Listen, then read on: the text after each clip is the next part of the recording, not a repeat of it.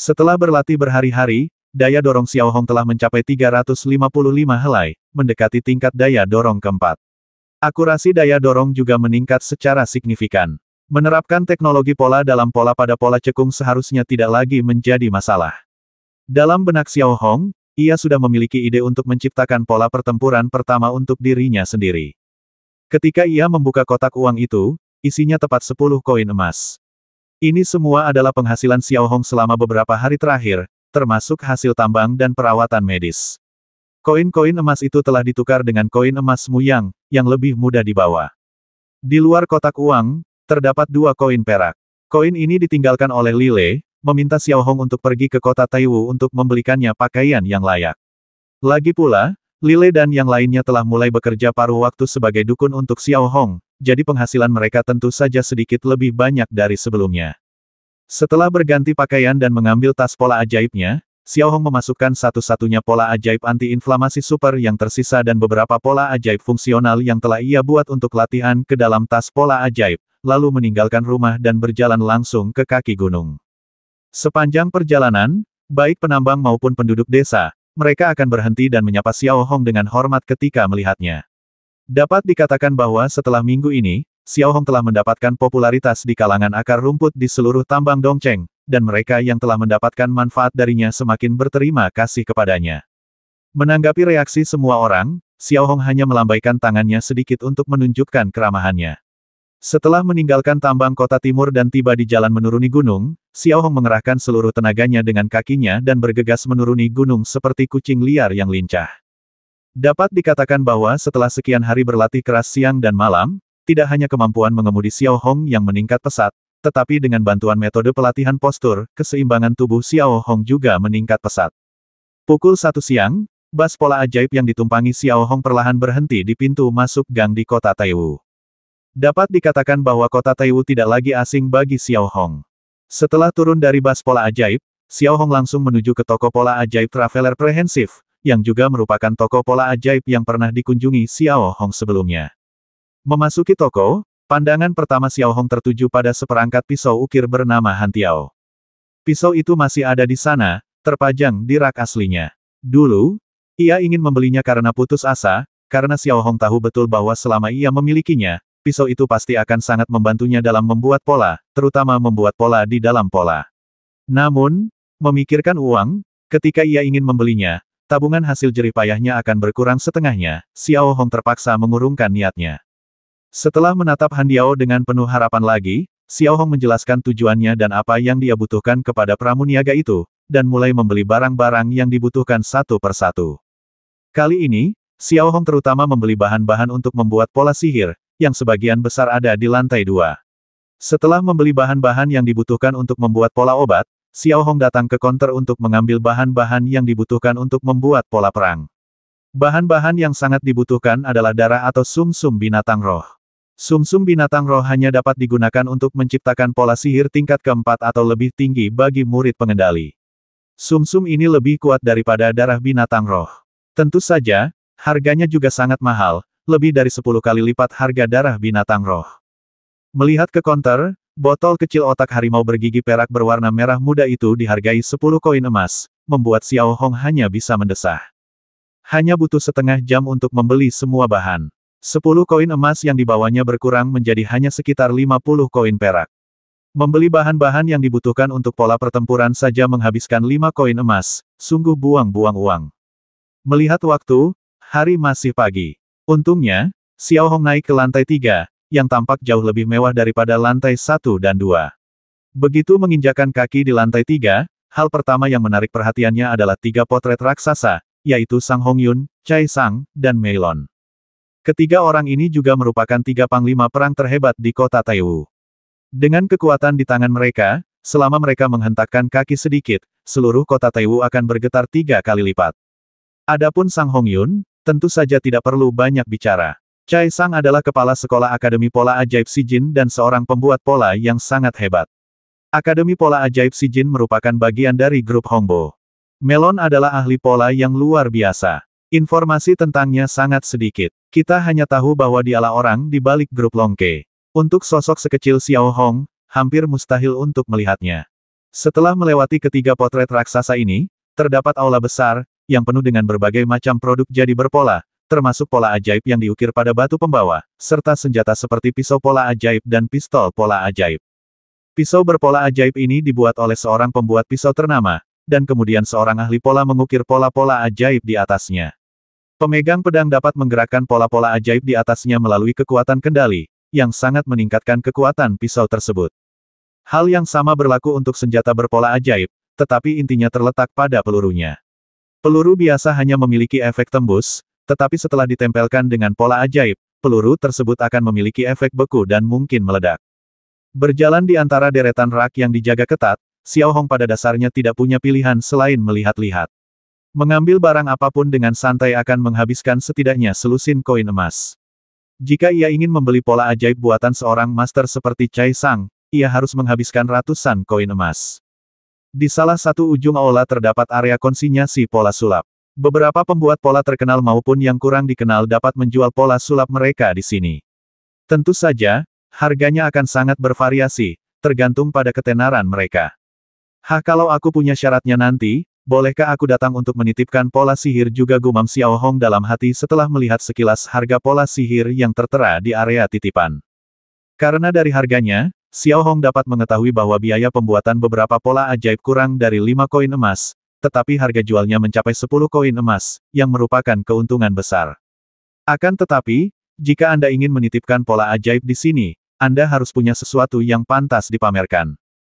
Tanpa bersuara, Xiao Hong merenungkan hal ini dan mulai menjelajahi rak-rak. Tentu saja, ia tidak berkeliaran tanpa tujuan, melainkan mengamati dengan saksama pola-pola ajaib yang dibuat oleh beberapa pembuat pola terkenal, untuk menyimpulkan fungsi, mempelajari, dan mengambil pelajaran darinya. Setelah berkeliling di lantai 3 toko selama 2 jam, dan berhenti untuk mengamati serta belajar selama 2 jam, Xiao Hong akhirnya meninggalkan toko pola ajaib.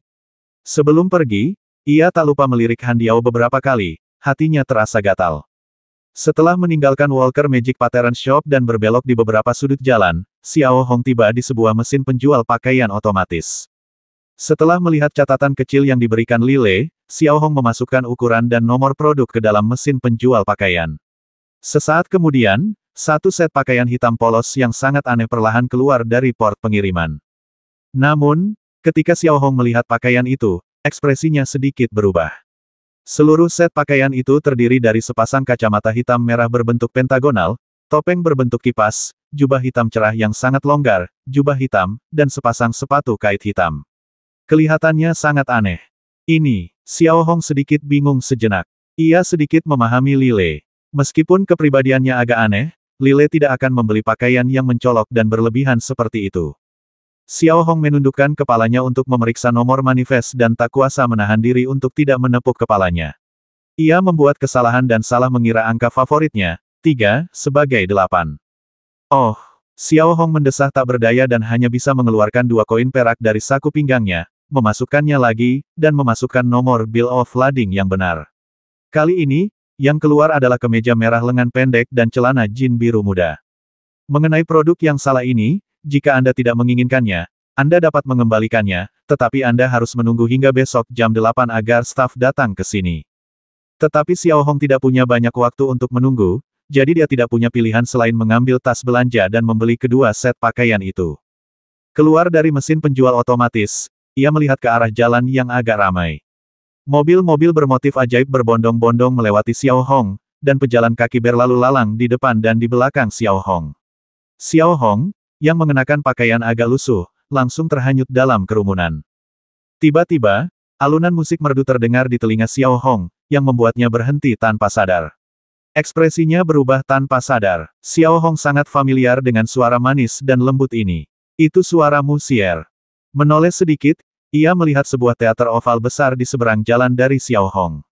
Pada pola gambar ajaib raksasa di pintu masuk teater, tergambar Musier mengenakan gaun panjang biru dan bernyanyi di atas panggung. Ia tampak segar dan cantik. Di bawah pola sihir gambar raksasa, sekelompok pengagum fanatik berteriak, "Supernova, Musier." Jelas, dibandingkan dengan terakhir kali dia datang ke kota Taiwu, reputasi Musier telah mulai menyebar. Diiringi musik seperti itu, Xiao Hong sebenarnya agak terpesona. Ia hanya berdiri di sudut jalan dan mendengarkan dengan tenang. Lagu itu sangat singkat, hanya beberapa menit. Saat musiar perlahan turun dari panggung, seorang pembawa acara perlahan berjalan menuju panggung. Terima kasih semuanya telah menonton. Acara amal ini telah berakhir. Ngomong-ngomong, perlu saya tegaskan lagi bahwa penyelenggara, keluarga Zelei, sekali lagi mengeluarkan pernyataan. Siapapun yang dapat menyembuhkan penyakit Lei Xiaoting, putri kedua dari kepala keluarga Zelei, akan diberikan biaya pengobatan yang sangat tinggi, ujar pembawa acara. Jelas, acara amal ini memang dipersiapkan khusus untuk Lei Xiaoting. Xiao Hong sudah lama mendengar tentang perselingkuhan Lei Xiaoting. Lei Xiaoting menderita penyakit serius, dan beberapa apoteker di kota Taiwu tak berdaya. Satu-satunya orang yang yakin bisa menyembuhkan Lei Xiaoting, Sang Hongyun, tidak membantu karena ia berselisih dengan keluarga Zelei. Tidak diragukan lagi, keluarga Zere tidak punya pilihan selain mengadopsi formasi ini. Xiao Hong tentu saja tidak menghiraukan kata-kata tuan rumah. Ia berbalik dan bersiap pergi. Ia tidak berani memikirkan untuk mengobati Lei Xiaoting. Bahkan apoteker ternama di kota Taiwu pun tak berdaya. Bagaimana mungkin seorang apoteker kecil seperti dirinya bisa menyembuhkannya, itu lelucon. Tanpa berpikir panjang, Xiao Hong berbalik dan terus bergegas menuju terminal bus. Namun, melihat ke dinding-dinding di sepanjang jalan, ia melihat selebaran keluarga Zelei terpampang di mana-mana, berisi informasi tentang perawatan Lei Xiaoting. Jelas, keluarga Zelei mulai sedikit cemas, atau dengan kata lain, sudah mencapai titik kritis. Kalau cuma satu atau dua, Xiao Hong sih nggak peduli, tapi karena ada di mana-mana di jalan, Xiao Hong jadi penasaran. Dia merobek satu dan membacanya seperti membaca koran. Foto Lei Xiaoting tercetak jelas di selebaran tersebut. Ia polos dan imut, dan tampak seperti baru berusia 7 atau 8 tahun. Di bawah foto tersebut terdapat ringkasan penyakitnya yang sangat rinci. Penyakit utamanya adalah perutnya terinfeksi jamur laba-laba. Jamur laba-laba tersebut dapat menarik jaringan serat yang terdiri dari protein ke dalam an-dalam, sehingga mengganggu fungsi normal an tersebut. Bagi Xiao Hong, jamur laba-laba bukanlah hal yang asing. Bakteri jenis ini memang sulit diatasi, tetapi bukan penyakit super. Seharusnya banyak orang di kota Taiwu yang bisa menyembuhkannya. Bahkan Xiao Hong sendiri merasa sedikit yakin setelah memikirkannya. Namun, mengapa penyakit ini begitu parah sehingga membuat semua apoteker di kota Taiwu tak berdaya? Xiao Hong segera menemukan jawaban atas keraguannya di selebaran itu. Lei Xiaoting menderita jamur laba-laba mutan, yang hanya bisa disembuhkan dengan pola sihir anti-inflamasi yang sangat kuat. Hanya Sang Hongyun yang bisa membuat pola sihir semacam ini. Jamur laba-laba yang bermutasi pola sihir anti-inflamasi yang ampuh. Xiao Hong bergumam dalam hati, mencubit dagunya pelan, matanya terus bergerak di pupilnya, mungkin ini akan berguna. Sambil berbicara pada dirinya sendiri, Xiao Hong dengan hati-hati mengeluarkan pola ajaib anti-inflamasi super dengan retakan di atasnya dari kantong pola ajaib dan melihatnya sebentar, memikirkan kemungkinan untuk menyembuhkan Lei Xiaoting dalam benaknya. Alasan Xiao Hong ingin membantu Lei Xiaoting sangat sederhana. Hanya karena satu kata, yaitu uang. Otak binatang roh yang dibutuhkan untuk Handiao dan pembuatan pola sihir tingkat 4 untuk pengemudi murid adalah hal-hal yang sangat diinginkan Xiao Hong, tetapi ia kekurangan uang. Setelah melihat alamat di selebaran, Xiao Hong hendak berjalan cepat menuju ke arah keluarga Zelei. Namun, di tengah jalan, Xiao Hong tiba-tiba berhenti lagi karena teringat sesuatu yang sangat penting. Dengan kata lain, alasan terbesar Sang Hongyun menolak merawat Lei Xiaoting adalah untuk memanfaatkan hal ini sebagai daya ungkit untuk memaksa keluarga Zelei berkompromi. Ini memang angan-angan Sang Hongyun, tetapi jika ia pergi ke sana secara terbuka dan tidak merawatnya, tidak apa-apa. Tetapi jika ia melakukannya, bukankah itu sama saja dengan menghancurkan angan-angan Sang Hongyun? Dengan kata lain, ia akan menentang Sang Hongyun secara terselubung. Ini adalah situasi yang tidak ingin dilihat Xiao Hong. Ia tahu betul bahwa jika ia menyentuh Sang Hongyun, ia akan mati terinjak-injak hanya dengan jari kelingkingnya. Tidak diragukan lagi, jika Xiao Hong ingin mencoba menyembuhkan Lei Xiaoting, ia perlu menyembunyikan identitasnya. Pilihan yang paling tepat adalah menyembuhkannya, mengambil uangnya, dan pergi. Dengan pemikiran ini, Xiao Hong melirik sekilas pakaian hitam yang dibelinya secara tidak sengaja, mengamati sekelilingnya, lalu dengan tenang memasuki toilet umum. Detik berikutnya, ketika Xiao Hong keluar dari toilet umum lagi, penampilannya telah berubah. Ia mengenakan topi bundar hitam, kacamata hitam besar bersudut 5, topeng, dan jubah. Ia tampak seperti pencuri gagah berani yang merampok orang kaya dan membantu orang miskin. Ada juga pola sihir kecil yang berfungsi di mulutnya yang dapat mengubah nada suara. Ini dibuat oleh Xiao Hong saat ia bosan. Xiao Hong yang tadinya tidak mencolok kini menjadi sangat keren. Ini juga pilihan Xiao Hong yang tak berdaya. Tanpa mempedulikan tatapan aneh orang-orang yang lewat, Xiao Hong mengerahkan seluruh tenaganya dan berlari cepat ke arah keluarga Zelei. Setelah berjalan selama setengah jam, Xiao Hong berhenti di samping sebuah kompleks bangunan mewah. Ada lebih dari selusin bangunan di seluruh kompleks. Di tengahnya terdapat sebuah bangunan dengan lebih dari 10 lantai. Bagian luarnya seluruhnya terbuat dari kaca. Di sebelahnya terdapat villa-villa dengan gaya yang sangat indah. Tanpa banyak keraguan, Xiao Hong perlahan berjalan mendekati dua penjaga di pintu dan menjelaskan tujuannya. Sementara itu, di sebuah villa mewah di markas Zelei, seorang pria berusia 40-an dengan janggut lebat sedang duduk di kursi mahoni mewah dengan wajah muram. Ia adalah kepala keluarga Zelei, Lei Rongxian. Saat itu, di atas ranjang kayu yang indah di belakangnya, terbaring seorang gadis kecil yang sekarat. Gadis itu adalah Lei Xiaoting. Tubuhnya yang mungil telah kurus kering, wajahnya pucat, demam tinggi, dan ia hanya bisa bicara lirih. Di sampingnya, seorang wanita menawan bermata merah dan bengkak. Ia menggenggam tangan Lei Xiaoting dan masih menyeka air matanya. Di sudut ruangan, berdiri 4 pria berpakaian rapi. Mereka semua adalah apoteker eksklusif keluarga Zelei, dan bahkan yang paling bawah pun berada di tingkat pertama pengemudi. Keluarga Zelei ku menghabiskan banyak uang setiap tahun untuk mempekerjakanmu, tapi aku tidak menyangka kau begitu tidak berguna. 4 apoteker konon di kota Taiwu bahkan tidak bisa menyembuhkan seorang anak kecil. Nada bicara Lei Rongxian muram. Meskipun ia tidak meraung, teguran itu sudah penuh makna. Tuan Patriark, bukan berarti kami tidak kompeten, tetapi penyakit nona muda kedua terlalu parah. Seperti yang telah Anda lihat sebelumnya, tidak kurang dari 20 apoteker asing telah merawat nona muda kedua, tetapi mereka semua tidak berdaya. Saat ini, saya yakin hanya Sang Hong Yun yang bisa menyelamatkan nona muda kedua. Di antara keempat orang itu, seorang pria tua berusia 70-an angkat bicara. Dia adalah kepala apoteker keluarga Zelei, bernama Jifu, dan levelnya telah mencapai level keempat kusir. Baik, Rongxuan, tolong pergi dan tanya Sang Hong Yun lagi. Ibu Lei Xiaoting menyeka air mata dari sudut matanya dan memohon. Kuperingatkan sekali lagi, jangan sebut nama Sang Hong Yun di depanku. Orang menyebalkan tua itu terus memikirkan urat nadi kecubung keluarga Zelei. Alasan dia belum datang adalah untuk menggunakannya sebagai alat tawar-menawar agar aku mau berkompromi, tapi aku tidak mau. Lei Rongxian tiba-tiba meraung. Jelas, nama Sang Hong Yun benar-benar membakar semangat Lei Rongxian. Urat kecubung, pikirkan saja urat kecubungmu. Kamu bisa menemukan cara untuk mendapatkan kembali urat kecubung itu, tetapi penyakit Ting Er hanya bisa disembuhkan dengan ini. Ibu Lei Xiaoting jelas sedikit cemas dan meninggikan suaranya. Baik, ketua klan, penyakit nona muda kedua tak bisa ditunda lagi. Kalau begini terus, nona muda kedua bahkan tak akan bisa bertahan sampai besok, bujuk Jifu lembut. Lei Rongxian tidak menjawab. Tinjunya terkepal begitu erat hingga mengeluarkan suara berderak, dan seluruh tubuhnya gemetar. Tak diragukan lagi, Sang Hong Yun tampaknya telah memaksanya ke dalam situasi yang sulit. Tanpa urat kecubung, kekuatan keluarga Zelei akan merosot. Namun, pada saat itu, seorang penjaga tiba-tiba masuk dengan hati-hati. Melihat wajah Lei Rongxuan yang cemberut, ia tak kuasa menahan diri untuk menelan ludah, lalu berkata dengan hati-hati, Tuan, ada seseorang di luar yang ingin bertemu dengan Anda. Katanya dia bisa menyembuhkan penyakit nona muda kedua. Mendengar ini, orang-orang di ruangan itu tidak banyak bereaksi. Lei Rongxian masih memasang ekspresi muram, sementara Jifu masih tampak tak berdaya. Karena mereka telah mendengar suara-suara tersebut terlalu sering, mereka menjadi mati rasa terhadapnya.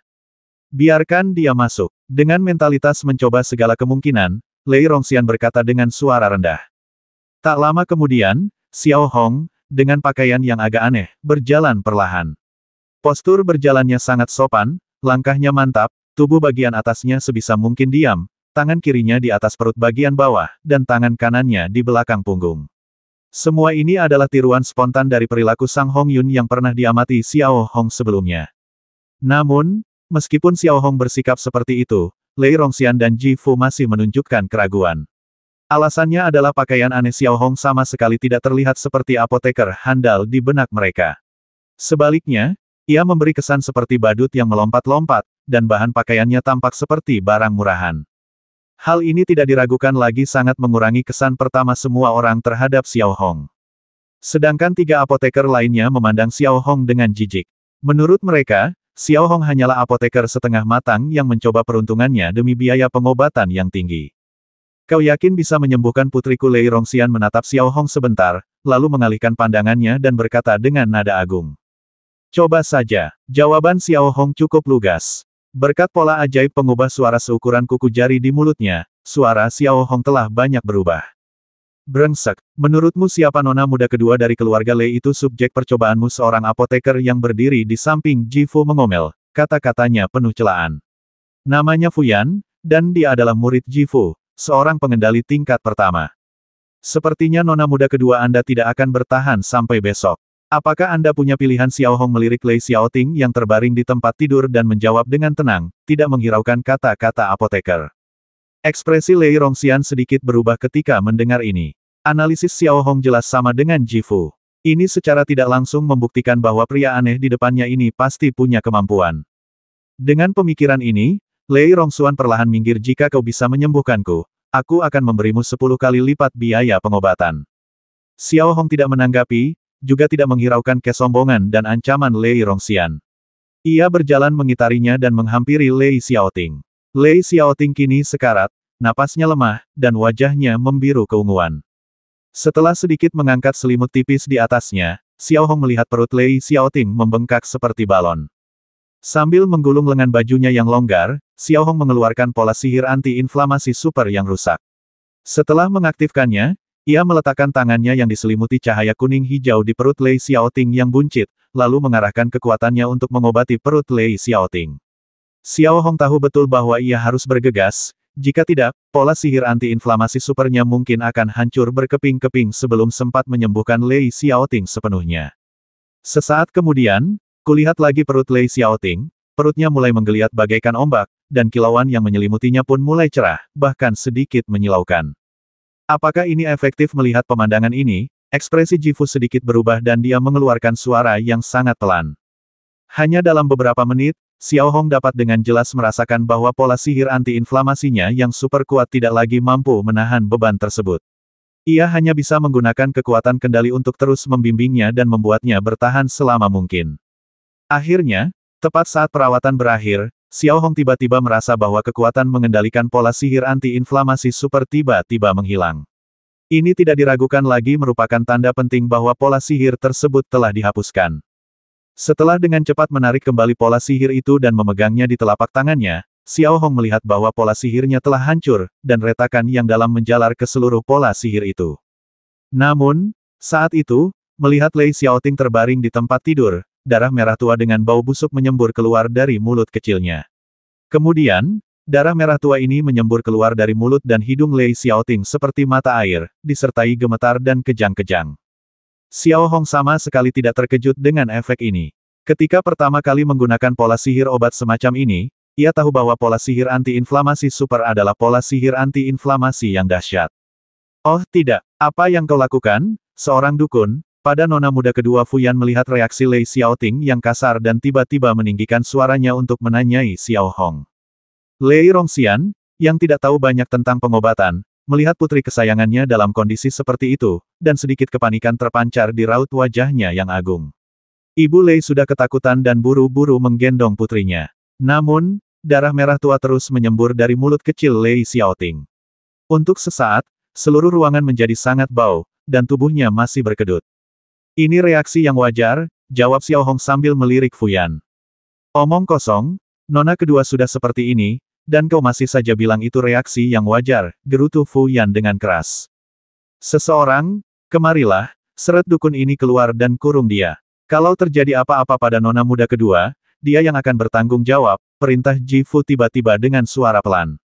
Kemudian, sambil melihat keluar pintu, dua orang penjaga tiba-tiba masuk dan langsung membawa Xiao Hong keluar.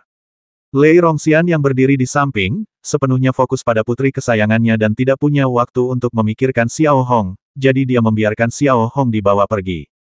Di bawah perlindungan dua penjaga, Xiao Hong segera dibawa ke sebuah gudang tua yang bobrok, tempat barang-barang bekas berserakan di mana-mana. Karena ruangan itu sudah lama tidak dibersihkan, perabotan di dalamnya tertutup debu tebal.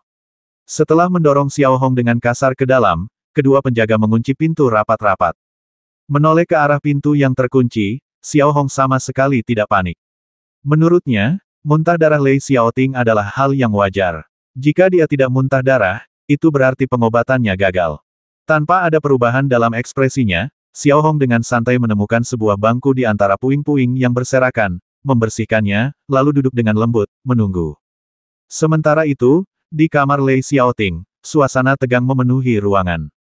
4 apoteker, dipimpin oleh Ji Fu, terus mendiskusikan solusi. Namun, melihat Lei Xiaoting masih muntah darah, mereka agak tak berdaya, dan dalam hati mereka ingin mencabik-cabik Xiao Hong.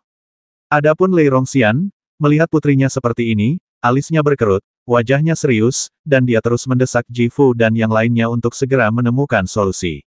Ini semua salahmu. Kau harus menebar jaring yang lebar. Sekarang kau bertemu seorang dukun.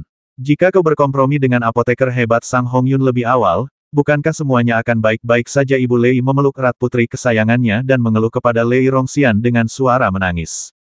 Kalau sampai terjadi apa-apa pada Xiaoting, aku akan potong-potong dukun orang pembawa sial itu.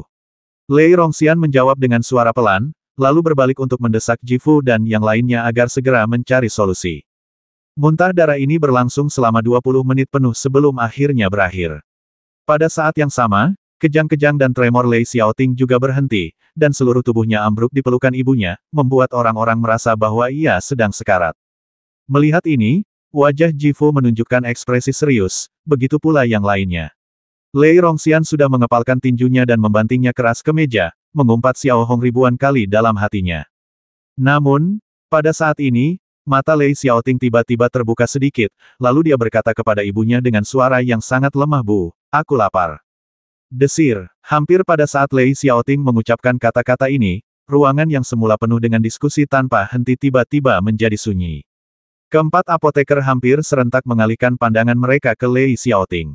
Sebagai apoteker, mereka tentu tahu betul apa yang dimaksud dengan lapar, yaitu pasien sudah mulai membaik secara mendasar. Saat itu, wajah Ji Fu yang awalnya kekuningan menjadi semakin pucat, karena ia tiba-tiba menyadari bahwa muntahan wanita muda kedua itu mengandung bakteri mati. Tak diragukan lagi, ini adalah metode pengobatan yang cerdas. Benar-benar hebat, Ji Fu hanya bisa mendesah dalam hati, dan hatinya sedikit menegang. Tak diragukan lagi ia telah berbuat salah pada Xiao Hong. Ia bahkan tak berani membayangkan akibatnya jika ia memperlakukan seorang apoteker terkenal dan terampil dengan cara brutal seperti itu. Adapun 3 apoteker lainnya, mereka membuka mulut lebar-lebar dan saling memandang dengan bingung. Lei Rongxian, yang berdiri di samping tempat tidur, tak kuasa menahan diri untuk membuka matanya ketika melihat reaksi putrinya. Lalu ia segera memerintahkan para pelayan untuk menyiapkan makanan. Sesaat kemudian, pelayan itu buru-buru membawakan semangkuk bubur telur dan menyerahkannya dengan hati-hati kepada Lei Ma. Sambil Lei Ma memasukkan bubur itu ke dalam mulut Lei Xiaoting sesendok demi sesendok, Lei Xiaoting melahapnya sedikit demi sedikit, seolah-olah rasanya sangat manis. Setelah menghabiskan semangkuk penuh bubur telur, tubuh Lei Xiaoting yang lemah pulih dengan kecepatan yang terlihat oleh mata telanjang. Matanya yang sedikit terbuka kini terbuka penuh, dan ia tampak mendapatkan kembali energinya. "Bu, aku masih lapar," kata Lei Xiaoting lagi, suaranya jelas jauh lebih keras dari sebelumnya. Dokter yang luar biasa. Lei Rongxian tak kuasa menahan diri untuk berseru ketika melihat pemandangan ini, lalu mundur 2 langkah. Di mana tabib ajaib itu sekarang? Lei Rongxian tersadar, tiba-tiba menoleh, dan bertanya kepada penjaga itu. Dia, dianggap dukun dan dikurung di ruang utilitas. Penjaga itu menjawab dengan jujur, seolah-olah dia juga mengerti bahwa keadaan akan menjadi rumit. Mendengar ini, wajah Lei Rongxian langsung pucat. Sesaat, ia merasa kulit kepalanya mati rasa dan bibirnya kering. Memenjarakan seorang apoteker hebat sebagai seorang dukun adalah tindakan yang sangat tidak sopan dan tampaknya tidak ada keluarga di seluruh kota Taiwu yang berani melakukannya sejauh ini. Yang lebih penting, orang itu telah menyembuhkan penyakit kronis putri kesayangannya, tetapi ia malah membalasnya dengan kejahatan. Jika ini terbongkar, reputasi keluarga Zelei akan hancur. Cepat, cepat dan panggil apoteker hebat itu untuk keluar. Jangan tunda. Lei Rongxian sedikit gugup sejenak, hatinya dipenuhi rasa bersalah. "Ya," jawab penjaga itu dan bersiap untuk keluar. "Tunggu sebentar, kirim mobil khusus ketua klan untuk menjemput kepala apoteker." Ibu Lei memanggil para penjaga dan memberi instruksi. Nyonya, jaraknya kurang dari 10 menit dari ruang utilitas ke sini. Tidak perlu. Jangan bicara omong kosong, lakukan saja apa yang kuperintahkan. Ingatlah untuk memperlakukan apoteker hebat itu seperti leluhurmu. Lei Rongxian tiba-tiba berbicara sebelum penjaga itu selesai berbicara. Tidak diragukan lagi bahwa Lei Rongxian sekarang sedang mencoba segala cara untuk menebus kesalahannya sebelumnya. Beberapa menit kemudian, Xiao Hong, yang terkurung di ruang utilitas, berjalan perlahan kembali ke ruangan. Ekspresinya masih damai. Kedua penjaga yang awalnya galak kini mulai menjilat di belakang Xiao Hong. Melihat Lei Rongxian di ruangan itu, keagungan dan kesombongannya yang semula telah sirna, digantikan oleh rasa hormat. Jifu dan yang lainnya di sampingnya juga sedikit membungkuk ketika melihat Xiao Hong, tak berani bernapas. Tuan Apoteker, saya minta maaf atas kesalahan saya tadi. Saya harap Anda bisa memaafkan saya. Lei Rongxian menatap Xiao Hong yang mengenakan pakaian aneh dan berkata dengan sopan. Xiao Hong tidak menjawab, melainkan mengalihkan pandangannya ke Lei Xiaoting yang sedang duduk di meja makan dan ingin menikmati hidangan penutup yang lezat. Lalu ia berjalan lurus, meletakkan satu tangan di dahi Lei Xiaoting, lalu meletakkan 3 jari di pergelangan tangannya. Tidak apa-apa, aku hanya sedikit lemah. Aku akan baik-baik saja setelah pulih, kata Xiao Hong lembut. Ketika Lei Rongxian dan bahkan Ibu Lei mendengar ini, mereka begitu tersentuh hingga tidak tahu harus berkata apa. Dia benar-benar memiliki etika medis yang hebat. Saya baru saja memperlakukannya seperti itu, tetapi dia sama sekali tidak marah. Dia masih memikirkan putrinya. Dengan etika medis dan pikiran yang begitu luas, bahkan Sang Hong Yun pun akan jauh tertinggal. Menurut Lei Rongxian, etika medis seperti itu hanya bisa dimiliki oleh apoteker super yang tersembunyi dan berkuasa. Untuk sesaat, Lei Rongxian tidak tahu harus berkata apa. Ia terharu dan kagum. Tubuh ramping Xiao Hong tiba-tiba menjadi tinggi di mata Lei Rongxian. Xiao Hong mengabaikan reaksi Lei Rongxian dan yang lainnya, lalu duduk di sebelah Lei Xiaoting dengan santai. Ia menyentuh tubuhnya dan menyadari bahwa Lei Xiaoting tidak membawa pena. Pena, Xiao Hong mengangkat tangannya sedikit dan melirik Lei Rongxian. Mendengar instruksi Xiao Hong, Lei Rongxian tak berani mengabaikannya. Ia segera meraba sekujur tubuhnya, mengeluarkan sebuah pena emas, membuka tutupnya, lalu dengan hati-hati meletakkannya di tangan Xiao Hong. Pada saat yang sama, Jifu juga sangat bijaksana dan dengan cepat meletakkan selembar kertas sutra di depan Xiao Hong.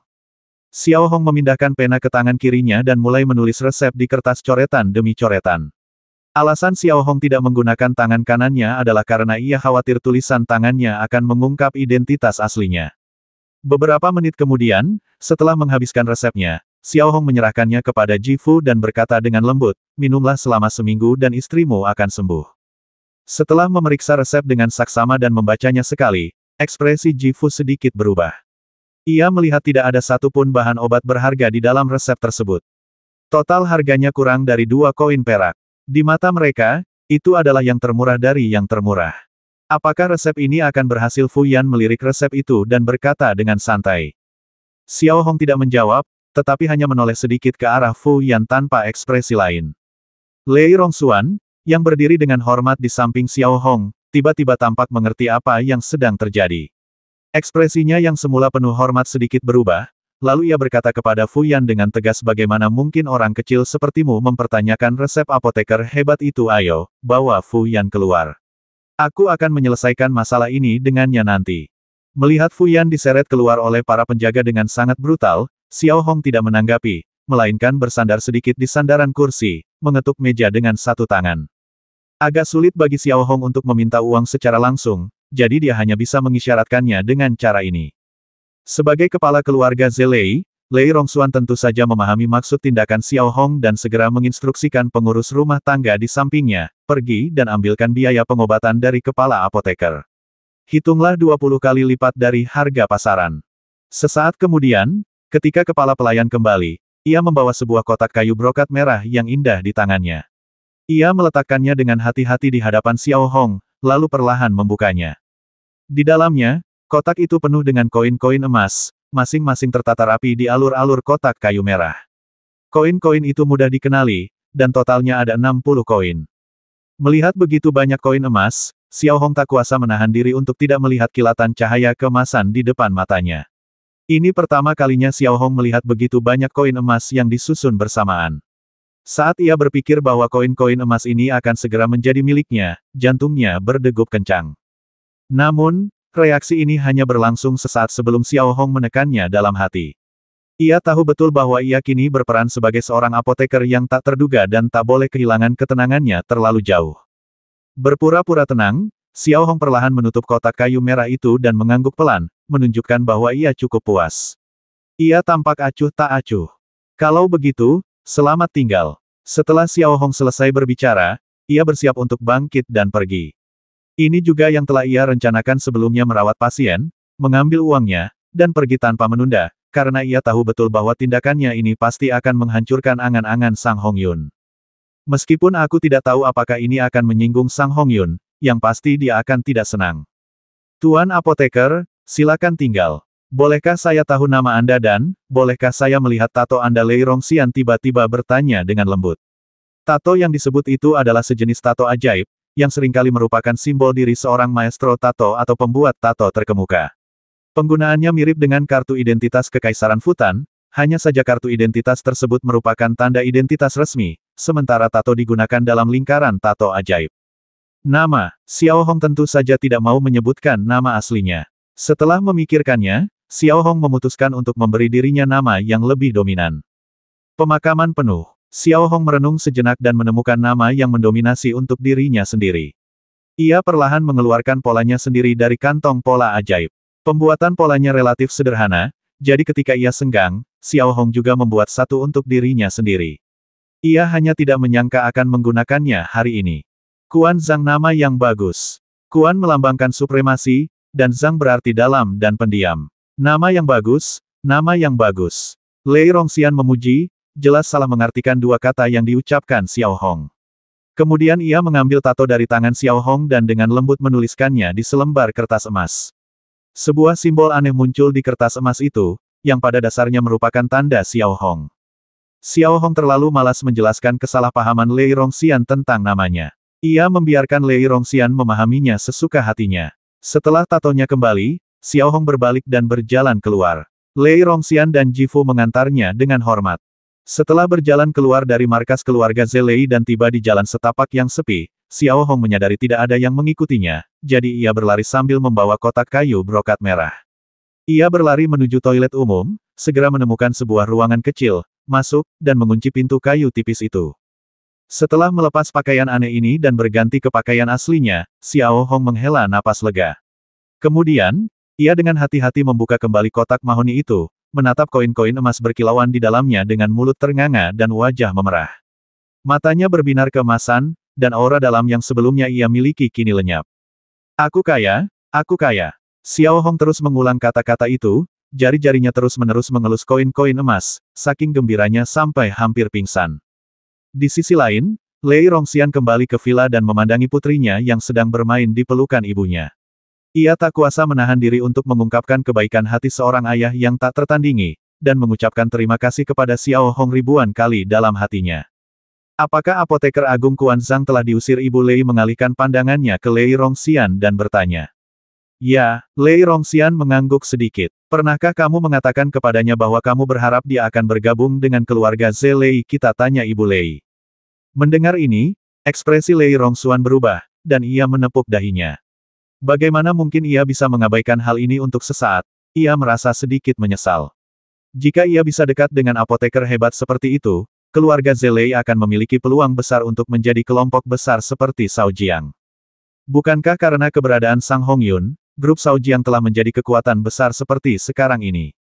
Namun, saat berikutnya, ekspresi Lei Rongxian menjadi sedikit serius, dan kemudian dia memanggil asistennya melalui pola sihir komunikasi. Ada apa? Ketua tanya asisten yang memasuki ruangan setelah beberapa saat. Segera, siapkan dua pengumuman. Yang pertama akan memberitahu seluruh kota Taiwu bahwa putri kedua keluarga Zelei telah pulih berkat bantuan apoteker hebat Kuan Zhang. Yang kedua akan secara terbuka mengungkapkan rasa terima kasih dan rasa hormat keluarga Zelei kepada apoteker hebat Kuan Zhang kepada seluruh kota Taiwu. Keahlian medisnya yang canggih telah mengesankan seluruh keluarga Zelei. Lei Rongxian berbicara tanpa henti, dan sisa kata-katanya hampir seluruhnya berisi pujian dan sanjungan untuk Kuan Zhang atau Xiao Hong. Ia juga secara terbuka mengundang Xiao Hong dengan gaji tahunan sebesar 2.000 koin emas. Sebenarnya, ada dua tujuan Lei Zexuan melakukan ini. Pertama, untuk mengungkapkan rasa terima kasih dan memenangkan hati. Kedua, dan yang terpenting, meskipun memuji Quan Zhang secara terbuka, hal itu jelas merupakan ejekan bagi Sang Hongyun.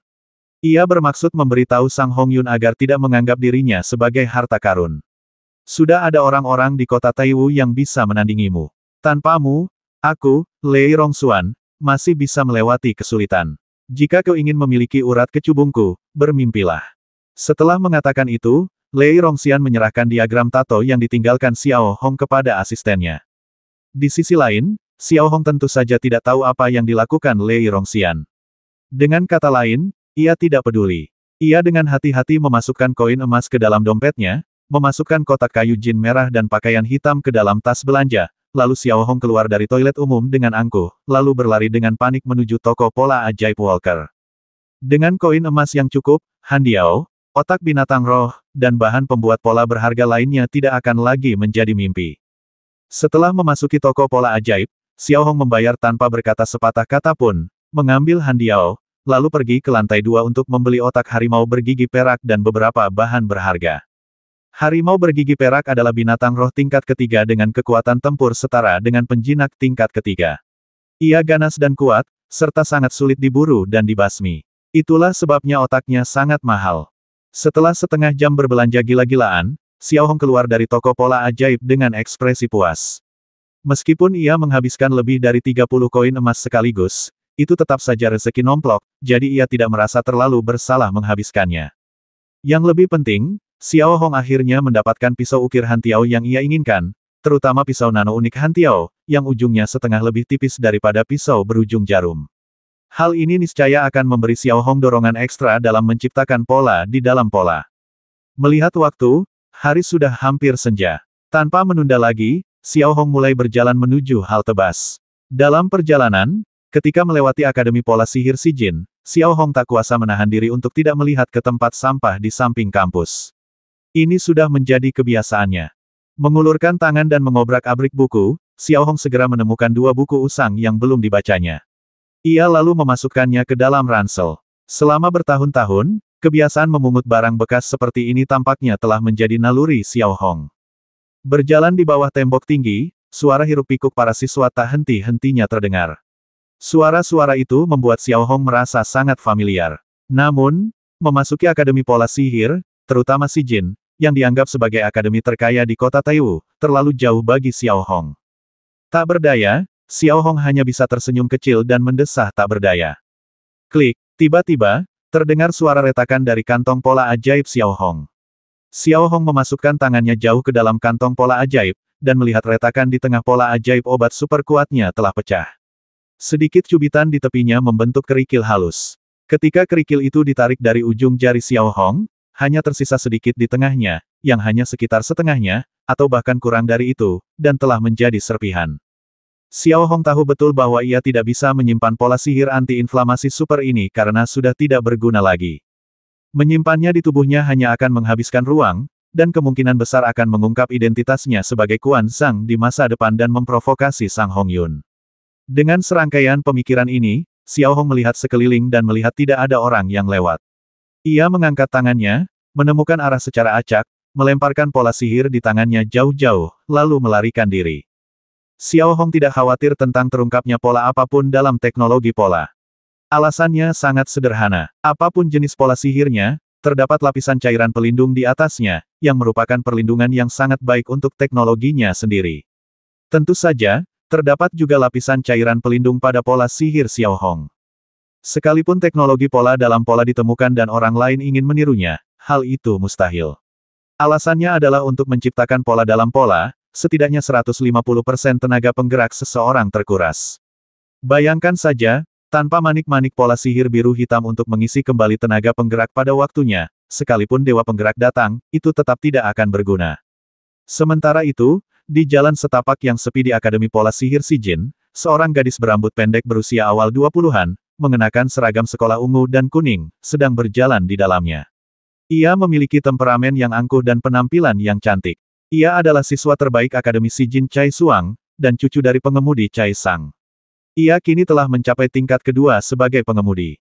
Di usianya sekarang, dia sudah mencapai taraf demikian dan sudah pasti menjadi anak kesayangan surga. Di sebelahnya ada seorang anak laki-laki kecil yang baru berusia 7 atau 8 tahun dan tampak sangat nakal. Namanya Chai Jin, dan dia adalah cucu Chai Sang. Kak, aku punya kabar baik. Kemarin aku mencapai level kedua Yutu. Hebat, ya, kata Chai Jin sambil sedikit membual. Lumayan, jawab Chai Suang lembut, nadanya sedingin namanya. Dan apa yang dikatakan Chai Suang memang benar. Sungguh luar biasa seorang anak berusia 7 atau 8 tahun, yang pikirannya belum matang, bisa mencapai tingkat kedua murid Yu. Kak, tunggu saja, nanti kalau aku setua kamu, aku pasti bisa mencapai level pembalap hebat. Saat itu, aku akan jadi orang terkuat di kota Taiwu dan tak terkalahkan di dunia. Haha, Chai Jin tersenyum bangga, merentangkan tangannya, dan berpose seperti orang kuat. Ayah, namun, pada saat ini, sebuah benda tak dikenal tiba-tiba terbang dari luar tembok, melewati dahan-dahan, dan langsung mengenai kepala Chai Jin. Ketika Chai Suang yang tadinya sangat rileks, tersadar, ia melihat saudaranya telah terbanting ke tanah dengan bekas darah di kepalanya. Orang pembawa sial, siapa yang menyerangku? Chai Jin menutupi kepalanya dan berkata dengan ekspresi tidak senang di wajahnya. Chai Suang tidak terlalu bereaksi terhadap hal-hal seperti itu. Meskipun bukan hal yang umum bagi benda asing untuk tiba-tiba terbang dari luar kampus, hal itu jelas bukan kejadian yang langka. Tepat saat dia hendak membantu saudaranya berdiri dan memberinya nasihat, ekspresi wajah Chai Suang tiba-tiba berubah, karena matanya tertuju pada potongan pola ajaib di sebelah saudaranya. Ada yang melempar benda seperti ini, gumam Chai Suang dalam hati, sambil menyingkirkan adiknya dan dengan hati-hati memungut pecahan pola sihir itu. Kelihatannya biasa saja, dan hasil pisaunya juga biasa saja, sangat biasa saja. Namun, sesaat kemudian, ketika Chai Suang hendak melemparnya ke samping, ekspresinya tiba-tiba berubah, dan sedikit keterkejutan muncul di matanya. Karena ia menemukan dua hal yang tidak biasa. Pertama, pola sihir itu jelas hancur karena batu pembawanya tidak mampu menahan energi kuat dari pola sihir tersebut. Fenomena ini biasanya disebabkan oleh energi kuat yang dihasilkan oleh pola sihir pertempuran saat bertabrakan dengan lawan. Namun kini Chai Suang dapat dengan jelas melihat bahwa pecahan pola sihir di tangannya hanyalah pola sihir obat. Chai Suang pasti sangat terkejut bahwa pola setan pengobatan dapat menghasilkan energi sekuat itu. Ada satu hal lagi. Chai Suang dapat dengan jelas melihat bahwa teknik pisau yang digunakan untuk membuat pola ajaib itu canggung dan kasar, membuat orang merasa seperti seorang pemula. Namun, bagaimana mungkin seorang pemula dapat menciptakan pola ajaib yang begitu beragam? Tidak diragukan lagi bahwa orang yang menciptakan pola ajaib seperti itu jelas bukan pembuat pola biasa. Dengan pemikiran ini, Chai Suang tidak berhenti. Ia menggenggam erat pecahan pola sihir itu dan melompat ke arah datangnya pecahan pola sihir itu. Ia berdiri di atas tembok setinggi 3 meter dan melihat ke bawah. Ia melihat gang sepi itu kosong. Melihat ke kejauhan, ada jalan yang ramai dengan orang yang datang dan pergi. Menatap pecahan pola ajaib di tangannya lagi, Chai Suang sedikit mengernyit, memperlihatkan ekspresi bingung. Siapakah orang ini, bisik Chai Suang pada dirinya sendiri. Di saat yang sama, Xiao Hong tidak menyangka pola sihir yang ia lemparkan akan terbang dengan begitu akurat.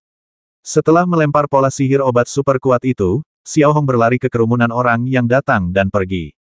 Pakaian dan penampilannya yang biasa saja langsung membuatnya tenggelam dalam kerumunan.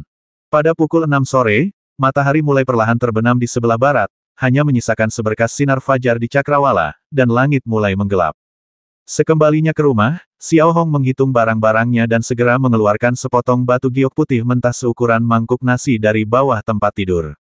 Batu giok putih mentah berkualitas sangat tinggi ini selalu menjadi harta karun Xiao Hong. Batu ini sangat langka, dengan kemurnian hampir 100% dan kekuatan yang sedikit lebih tinggi. Batu giok putih ini dapat dianggap sebagai yang terbaik di antara batu giok putih lainnya. Mengambil alat pemotong, Xiao Hong dengan hati-hati memecah batu giok putih dengan kemurnian ultra tinggi menjadi 3 batu pembawa cekung. Ia kemudian meletakkan batu pembawa tersebut di satu sisi dan mulai menyiapkan cairan pola ajaib. Pembuatan pola pertempuran relatif lebih rumit daripada pembuatan pola sihir obat, dan dibutuhkan lebih banyak jenis cairan pola sihir. Misalnya, pola pertempuran duri yang direncanakan Xiao Hong saat ini membutuhkan 4 jenis cairan pola sihir untuk bekerja sama dalam pembuatannya. Xiao Hong mengeluarkan bahan-bahan yang dibutuhkan satu persatu dan mulai mencampurnya dengan saksama. Ia melarutkan bahan-bahan yang perlu dipanaskan, melautkannya, dan menggiling bahan-bahan yang perlu digiling menjadi bubuk. Dapat dikatakan bahwa setiap bahan sangat berharga bagi pola sihir tingkat ketiga Yutu. Hal ini terutama karena Xiao Hong telah mengumpulkan banyak harta dan berkecukupan, jadi ia tentu ingin menciptakan pola pertempuran yang hebat bagi dirinya sendiri untuk membela diri. Setengah jam kemudian, Xiao Hong memegang 4 tabung cairan pola ajaib dengan warna berbeda. Ia dengan hati-hati meletakkan keempat tabung cairan pola ajaib itu di rak meja. Xiao Hong dengan hati-hati mengeluarkan hantiao yang ia impikan, dan mengeluarkan pisau runcing miring dari kantong pisau berukir. Saat Xiao Hong menyuntikkan tenaga penggeraknya ke dalam pisau ukir, bilah sebening kristal itu memancarkan cahaya hijau neon redup, dan pola ajaib kecil di antara ujung dan bilahnya juga berkelap-kelip. Ia mengukir batu itu tanpa hambatan, dan hasilnya sangat halus dan alami. Xiao Hong sudah sangat terampil mengukir pada permukaan cekung, dan telah menggabungkan banyak gayanya sendiri, bahkan gaya Sang Hong Yun. Singkatnya, ia telah mengambil semua keunggulan orang lain. Hanya dalam 5 menit, garis-garis misterius telah terbentuk pada permukaan cekung batu pembawa. Setiap lengkungan dan setiap sudutnya halus dan alami, tanpa kecanggungan. Kemudian, Xiao Hong mengeluarkan pisau nano dan kaca pembesar, dan mulai mengukir garis-garis kecil pada simpul ukiran sedikit demi sedikit, bersiap untuk menerapkan teknologi garis dalam garis pada pola pertempuran duri.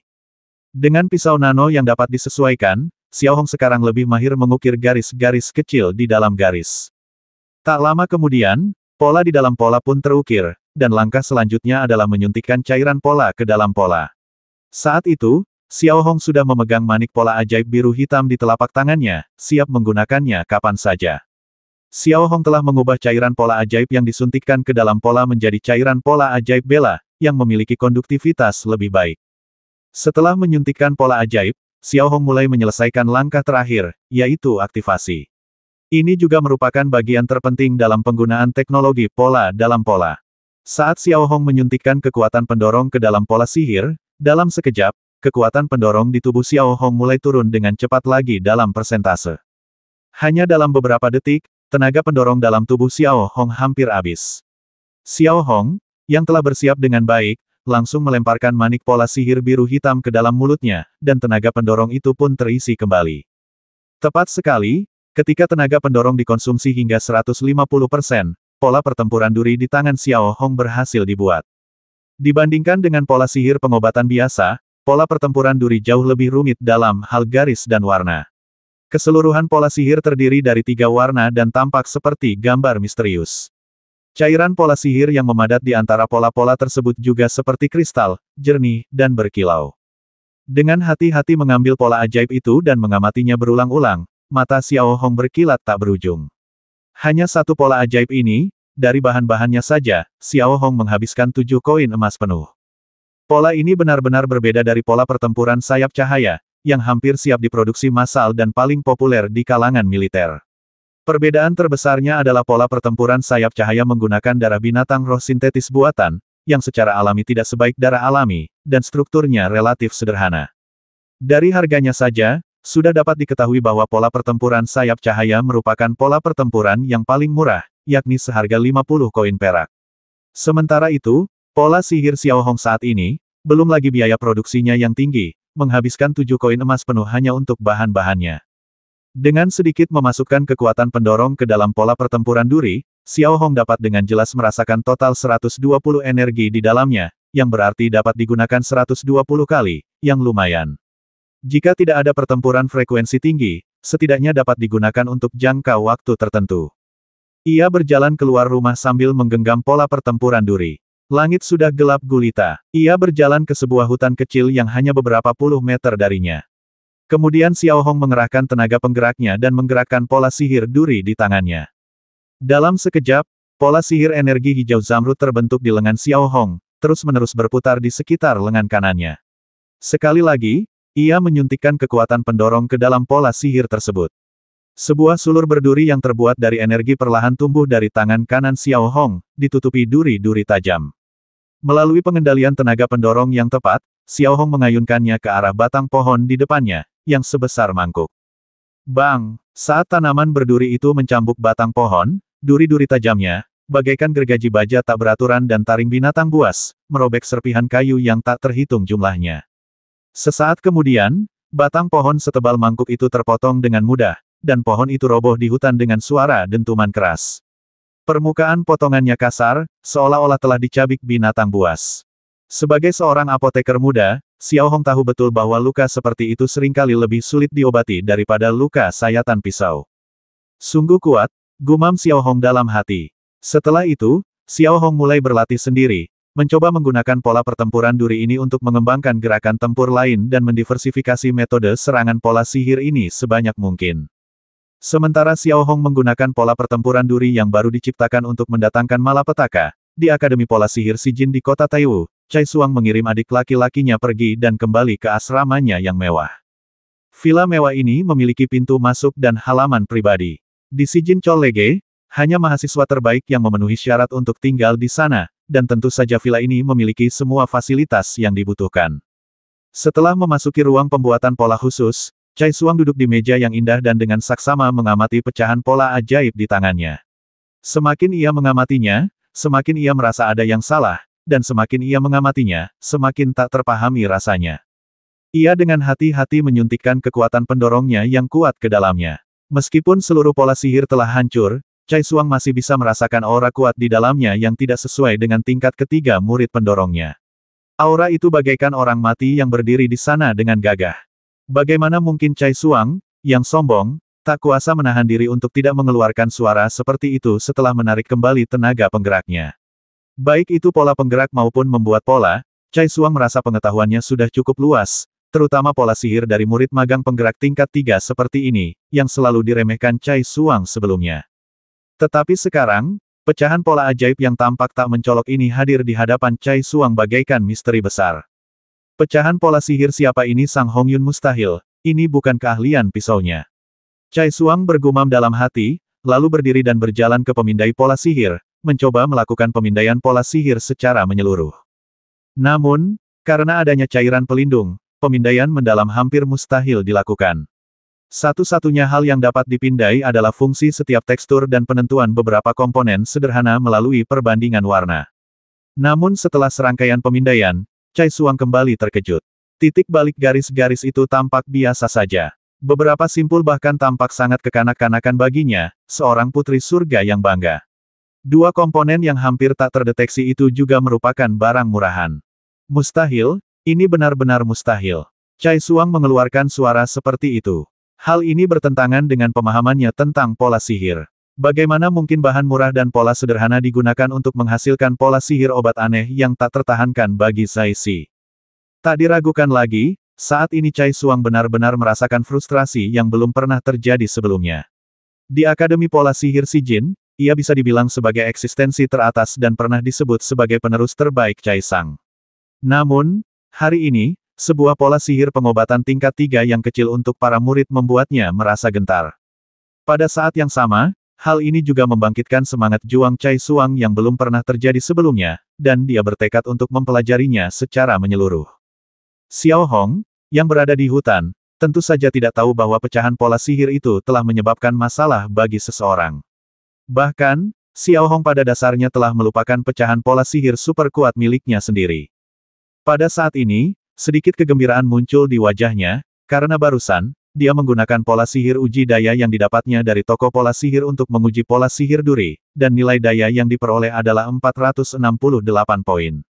Ini benar-benar di luar ekspektasinya sebelumnya. Seperti yang telah disebutkan, kekuatan pola pertempuran U2 level 3 biasa-biasanya berkisar antara 300 hingga 400 poin. Mencapai 468 poin tidak diragukan lagi sangat mendekati pola pertempuran U2 level 4. Setelah dengan hati-hati menempatkan pola pertempuran duri ke dalam tas pola ajaib, Xiao Hong kembali ke rumahnya yang bobrok dengan perasaan puas. Setelah mengunci pintu, Xiao Hong kembali duduk di meja dan mulai menggunakan metode konvensional untuk membuat beberapa pola sihir obat untuk menghadapi pekerjaan besok. Meskipun masih memiliki 40 koin emas di tabungannya, Xiao Hong tidak berniat hidup dari tabungannya. Xiao Hong telah memutuskan untuk tinggal di sini untuk sementara waktu, dan ketika semangatnya kembali pulih, ia akan meninggalkan tempat ini dan pergi ke kota Taiwu untuk mencari nafkah. Lagi pula, menjadi penambang bukanlah impian Xiao Hong. Impiannya adalah menjadi apoteker hebat dan hidup seperti orang normal. Berkat bantuan kuat dari Han Diao, dan latihan keras Xiao Hong selama beberapa hari terakhir, keterampilan pisaunya tidak lagi memiliki masalah besar, sehingga efisiensinya dalam membuat pola sihir meningkat pesat. Hanya dalam 1 jam, Xiao Hong telah membuat ulang 3 pola sihir obat, yang masih merupakan pola sihir tingkat kedua untuk mengendalikan murid. Alasan mengapa ia tidak membuat pola sihir tingkat ketiga untuk mengendalikan murid adalah, pertama, karena tidak diperlukan, dan kedua, untuk menghemat bahan dan tenaga penggerak. Setelah memasukkan 3 pola ajaib obat ke dalam laci, tenaga Xiao Hong hampir habis. Untungnya, ia langsung jatuh ke tempat tidur dan tertidur lelap. Dalam sekejap mata, 1 hari berlalu. Pukul 8 pagi, Xiao Hong membuka mata dan melakukan 4 gerakan pertama dari metode latihan tubuh. Setelah meregangkan otot dan tulangnya, Xiao Hong dapat dengan jelas melihat bahwa di luar jendela, para penambang dan penduduk desa yang terluka mulai bermunculan di depan rumahnya satu demi satu, dan jumlahnya telah mencapai lebih dari selusin.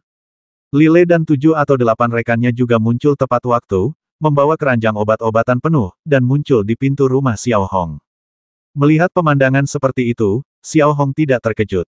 Ia mengikatkan tas berpola ajaib di pinggangnya, membuka pintu, meletakkan ayunan satu persatu di ruang terbuka rumahnya, merapikannya sedikit, dan mulai membagikan upahnya kepada Lile dan yang lainnya. Ia mematok harga sesuai harga asli obat tersebut. Sebagai teman, Xiao Hong tidak berniat mengambil keuntungan dari mereka. Namun, tepat ketika Xiao Hong baru saja membagikan gaji dan hendak menerima pasien, tiba-tiba terdengar suara di luar pintu. Siapa yang suruh kalian berbaris di sini bubar?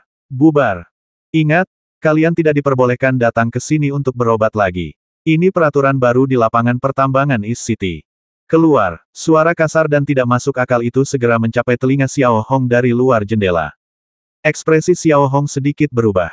Ia menyerahkan beberapa koin perak di tangannya kepada Lile, lalu berjalan keluar ruangan. Ia melihat Wang Liang dan belasan penambang tegap di luar pintu, memegang cangkul, masuk dengan agresif. Orang-orang ini adalah Wang Liang, atau orang kepercayaan Su King. Merekalah yang sering mengintimidasi para penambang dan menyerbu ke medan perang. Di tambang kota timur, dengan dukungan Su King, mereka bertindak arogan sepanjang hari dan tak seorang pun berani memprovokasi mereka dengan mudah. Melihat orang-orang ini muncul, ekspresi Xiao Hong sedikit berubah, tetapi ia tidak terlalu terkejut atau terguncang. Setelah tinggal di tambang Dongcheng selama 3 tahun, Xiao Hong secara alami memahami kekejaman dan tirani Su King, dan tidak akan pernah mengizinkan apotek kedua dibangun di kota Dongcheng atau bahkan di dekat tambang Dongcheng. Meskipun praktik ini melanggar aturan, karena keberadaan Su King, seorang pengemudi murid tingkat ketiga, dan reputasi grup Shaojiang, tidak seorang pun berani berbicara. Keluar, ini bukan wilayahmu, kau bisa keluar saja kalau kau mau. Lile, yang mengikuti Xiao Hong keluar dari ruangan, tiba-tiba berbicara. Kata-katanya juga tidak ramah dan nadanya penuh dengan kebrutalan. Ia menunjuk garis pemisah tambang kota timur, yang berjarak setidaknya 10 meter dari rumah Xiao Hong. Dengan kata lain, kamar Xiao Hong bukan milik tambang kota timur. Jika orang lain, Lile pasti akan menutup mata, tetapi hari ini berbeda. Ini adalah apotek Xiao Hong, dan yang lebih penting, mereka juga punya pekerjaan di sini. Sejak menjadi dukun Xiao Hong, pendapatan Lile dan yang lainnya setidaknya meningkat 2 kali lipat dari biasanya. Dapat juga dikatakan bahwa perilaku mendominasi semacam ini sungguh sulit ditoleransi. Lagi pula, secara logis, hak Su King terbatas pada tambang Dongcheng. Namun, dengan mengandalkan kekuasaan di tangannya, ia bahkan menduduki kota Dongcheng dan membersihkan segala sesuatu di sekitarnya yang dapat mengancam kepentingannya. Orang-orang sering kali berani marah tetapi tidak berani bersuara, karena Su King adalah murid tingkat 3 yang dapat menggunakan pola pertempuran untuk bertarung. Baik penambang maupun penduduk desa, ia tidak diragukan lagi adalah orang yang sangat kuat. Benar, ini wilayahku, bagaimana menurutmu biar ku katakan padamu, di sini, iparku Su King adalah rajanya. Siapapun yang berani melawannya di sini, cari mati, kata Wang Liang, sambil berbicara, ia melirik Xiao Hong sekilas, raut wajahnya penuh penghinaan. Benar, di matanya, Xiao Hong memang lebih kuat darinya, tetapi ia hanya berada di level kedua murid Yu. Meskipun hanya ada satu perbedaan level antara dirinya dan Su King, perbedaannya sudah sangat jauh. Itulah sebabnya Wang Liang berani bersikap tidak takut. Wang Liang mengerutkan kening, mengangkat cangkulnya, menunjuk penduduk desa dan penambang yang sedang antre, lalu berkata, penambang dilarang keras tinggal di sini. Pergilah bekerja atau pergilah ke apotek Miaodan. Untuk penduduk desa, kalian juga sama. Kalian punya waktu 1 menit, kalau tidak, saya akan bersikap kasar. Setelah berkata demikian, Wang Liang menoleh ke belakangnya dan melihat lebih dari selusin penambang tangguh, semuanya memegang cangkul, berjalan ke arah penduduk desa yang sedang mengantre untuk mendapatkan perawatan medis dan para penambang yang terluka, mengusir kerumunan itu dengan cara yang hampir brutal. Melihat para penambang tangguh mulai menekan penduduk desa, Lin Zi tak tahan lagi dan bergegas membawa beliung. Xiao Hong telah berjasa padanya, dan mereka semua adalah pasien Xiao Hong, jadi tentu saja ia tidak bisa hanya duduk diam dan menonton. Lile dan rekan-rekannya mengikuti dari belakang. Dalam sekejap, suasana menjadi kacau. Di kalangan penambang, bisa dibilang pemandangan seperti itu sudah biasa. Bedanya, kali ini Lile dan timnya menghadapi penambang yang tangguh, sehingga mau tidak mau mereka berada dalam posisi yang kurang menguntungkan. Wang Liang, yang berdiri di belakang tim, tidak bergerak. Ia menatap Lile dan yang lainnya, lalu menoleh dan tersenyum. Kemudian, ia mengalihkan pandangannya ke Xiao Hong dan berkata dengan nada meremehkan, "Tunggu sebentar, giliranmu. Hari ini aku akan memberitahu apa yang akan terjadi jika kau berani macam-macam dengan saudara Su." Xiao Hong, yang berdiri di depan pintu rumahnya, melihat ekspresi Wang Liang yang arogan dan menghina, ekspresinya yang awalnya tenang berangsur-angsur berubah suram. Berdasarkan kepribadian Xiao Hong, ia tidak suka membuat masalah, dan ia tidak suka terlalu terikat dengan Su King dan yang lainnya. Namun, jika pihak lain menindasnya, Xiao Hong bukanlah orang yang mudah ditindas. Satu tangan perlahan-lahan diletakkan di atas kantong pola ajaib. Namun, pada saat itu, Xiao Hong tiba-tiba menyadari dari sudut matanya bahwa seorang lelaki tua berusia 70-an sedang memegangi dadanya dan perlahan jatuh ke tanah dalam kekacauan itu. Wajahnya pucat, bibirnya ungu, dan ekspresinya penuh kesakitan. Melihat kejadian ini, raut wajah Xiao Hong tak bisa tidak berubah. Hanya dengan melihat sekilas, Xiao Hong tahu bahwa ini adalah gejala serangan jantung akut. Situasinya kritis dan nyawa manusia sedang terancam. Setelah menatap Wang Liang lagi, Xiao Hong berbalik dan berjalan cepat menuju lelaki tua yang terbaring di tanah. Setelah membaca buku-buku kedokteran selama bertahun-tahun, Xiao Hong tahu betul bahwa menyelamatkan nyawa adalah tugas utama seorang apoteker. Namun, tepat ketika Xiao Hong berjalan menuju lelaki tua itu, ia kembali menatap Wang Liang, menyipitkan mata, lalu mengambil cangkul dan menyerang Xiao Hong. Hanya ada satu alasan mengapa ia melakukan ini, yaitu, ia yakin Xiao Hong hanya berada di tingkat kedua murid Yu dan tidak memiliki agresivitas. Mau sembunyi tidak semudah itu, kata Wang Liang, dan cangkul di tangannya sudah mengenai bahu Xiao Hong. Jika kali ini ia terkena, nasibnya pasti tidak akan baik-baik saja, tetapi Xiao Hong tidak berhenti dan tidak memandang Wang Liang. Ia mengangkat tangan kanannya sedikit dan langsung meraih pergelangan tangan Wang Liang yang sedang memegang cangkul. Berkat pelatihannya dalam latihan postur tubuh dan fakta bahwa ia telah mencapai tingkat ketiga pengendalian murid, berurusan dengan Wang Liang menjadi mudah dan menyenangkan bahkan tanpa pola sihir. Aku tidak ingin berdebat denganmu sekarang. Orang tua itu sedang sekarat dan membutuhkan perawatan medis sesegera mungkin. Sebaiknya kita bicarakan urusan kita nanti. Xiao Hong berusaha setenang mungkin dan berkata kepada Wang Liang. Kau masih mau berobat biar ku beritahu? Saudara Su sudah memerintahkan agar mulai sekarang, kau tidak boleh berobat di Dongcheng, kalau tidak, kau akan menyesal menjadi manusia. Soal orang tua itu, kalau kau punya uang, pergilah ke apotek Miao dan milik saudara kedua. Kalau tidak punya uang, gendong saja dia, kata Wang Liang dengan nada acuh tak acuh, tetapi lebih mengancam Xiao Hong, dan mencoba melepaskan pergelangan tangannya dari tangan Xiao Hong. Namun, setelah mendengar ini, Xiao Hong tidak hanya tidak membiarkan Wang Liang berhasil, tetapi malah mengerahkan sedikit tenaga dengan tangannya yang tampak kasar. Meskipun Xiao Hong sakit, hal itu tidak memengaruhi fungsi tubuhnya. Sebaliknya, setelah berhari-hari berlatih dan meningkatkan daya dorongnya, kekuatannya menjadi sangat besar. Dalam sekejap, Wang Liang, yang awalnya bersemangat, merasa pergelangan tangannya seperti dijepit tang. Ia meronta beberapa kali, tetapi sia-sia. Namun, saat Xiao Hong perlahan mengerahkan tenaga, Wang Liang merasakan nyeri tajam di pergelangan tangannya. Klik, hanya beberapa detik kemudian, suara tulang yang terpelintir mulai terdengar dari pergelangan tangan Wang Liang. Wang Liang, yang sebelumnya berwajah agak garang, perlahan-lahan mulai menunjukkan rasa sakit, dan hatinya terguncang. Ia tak pernah menyangka Xiao Hong, yang tampak sakit-sakitan, akan memiliki kekuatan sebesar itu.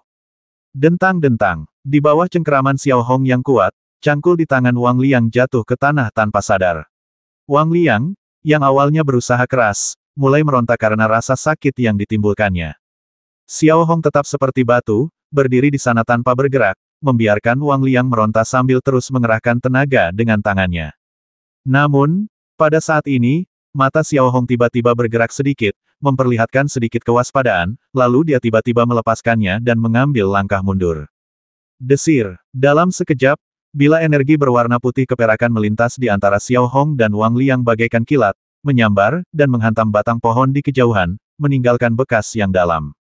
Xiao Hong secara alami mengenali bila energi putih ini. Itu adalah pola sihir tingkat ketiga yang paling umum bagi Yutu pola pertempuran sayap cahaya. Ia segera mengalihkan pandangannya ke arah serangan itu dan melihat Su King berdiri lebih dari 10 meter jauhnya dengan tangan terlipat di dada. Wajahnya yang muram menunjukkan ketidakpuasan dan ketegasan. Di belakangnya adalah Sunan. Melihat Su King muncul, penduduk desa yang awalnya melawan pun menghentikan aksi mereka.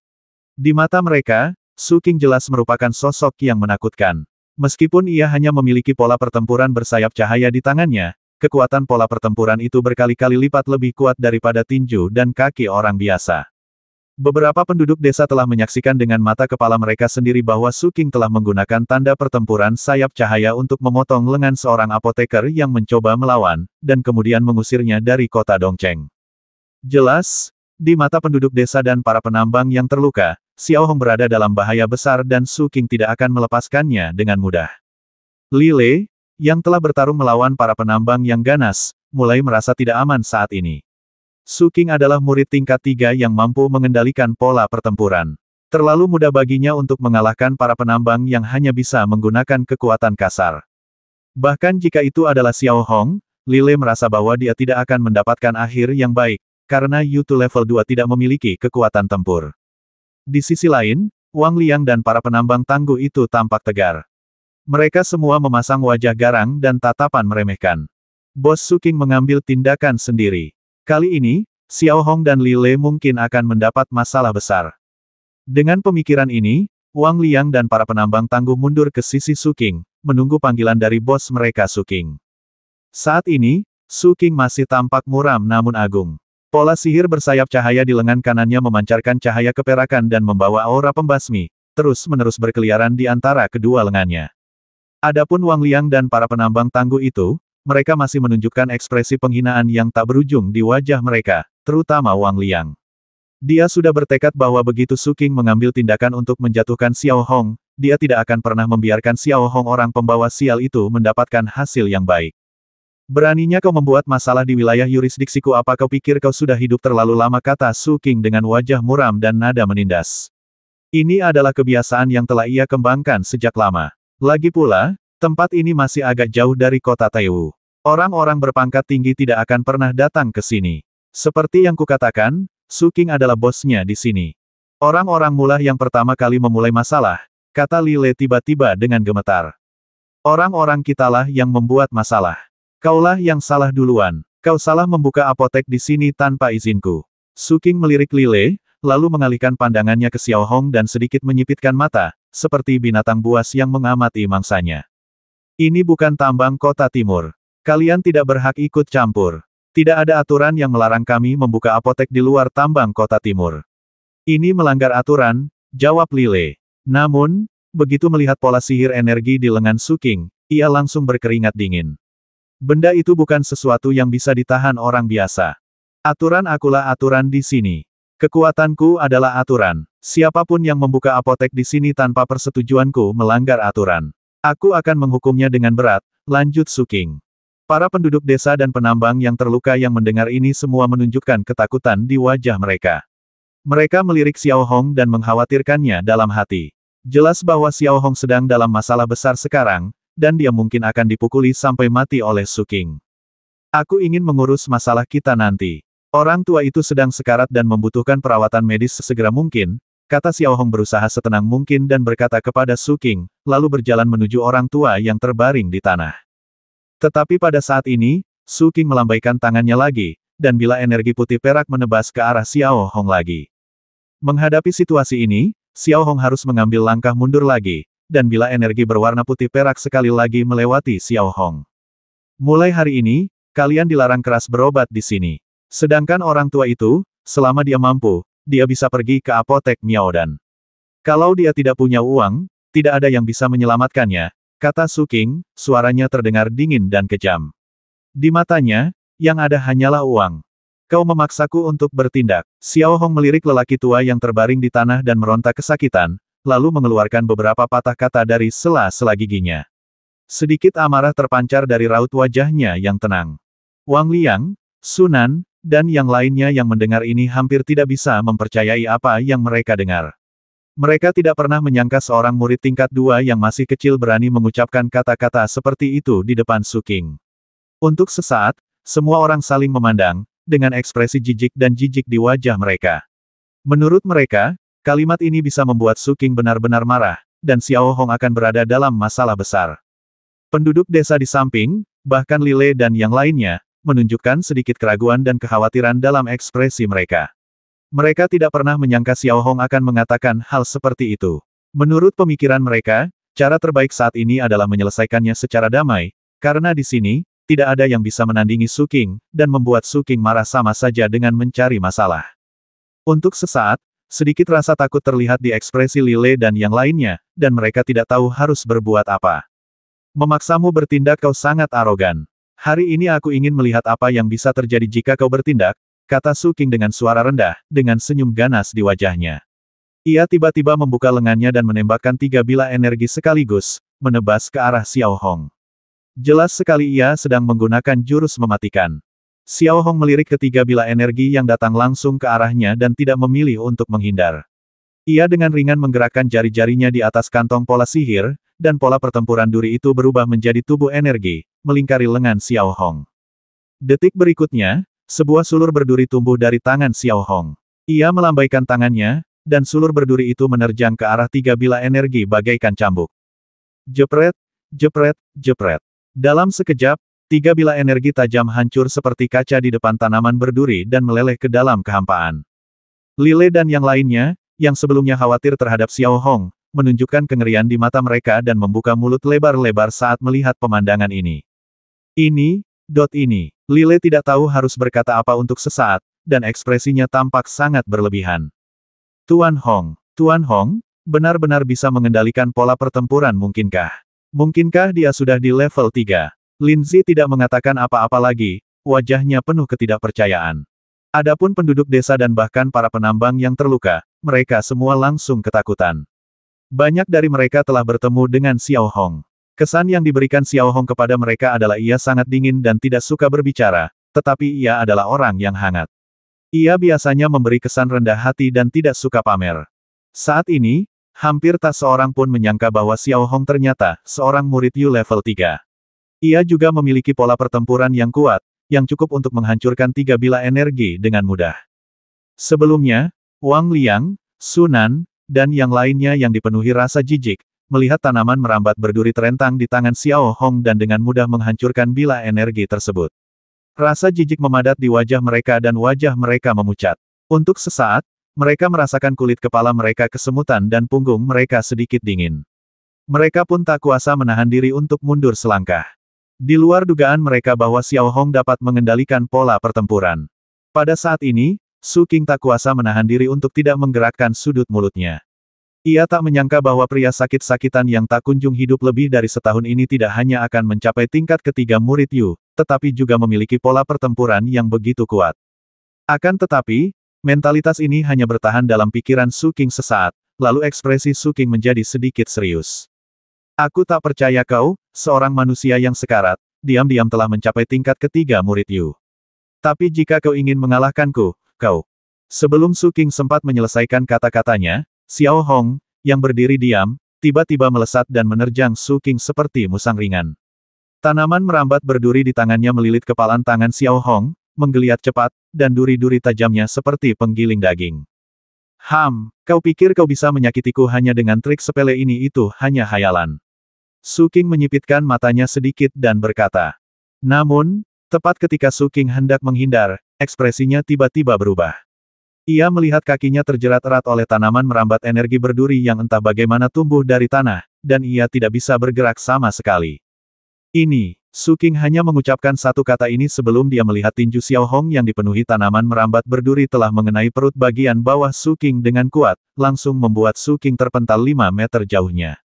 Melihat perut Su King lagi, pakaian dan dagingnya telah menjadi buram karena terkoyak oleh duri tajam. Darah mengucur deras ke tanah.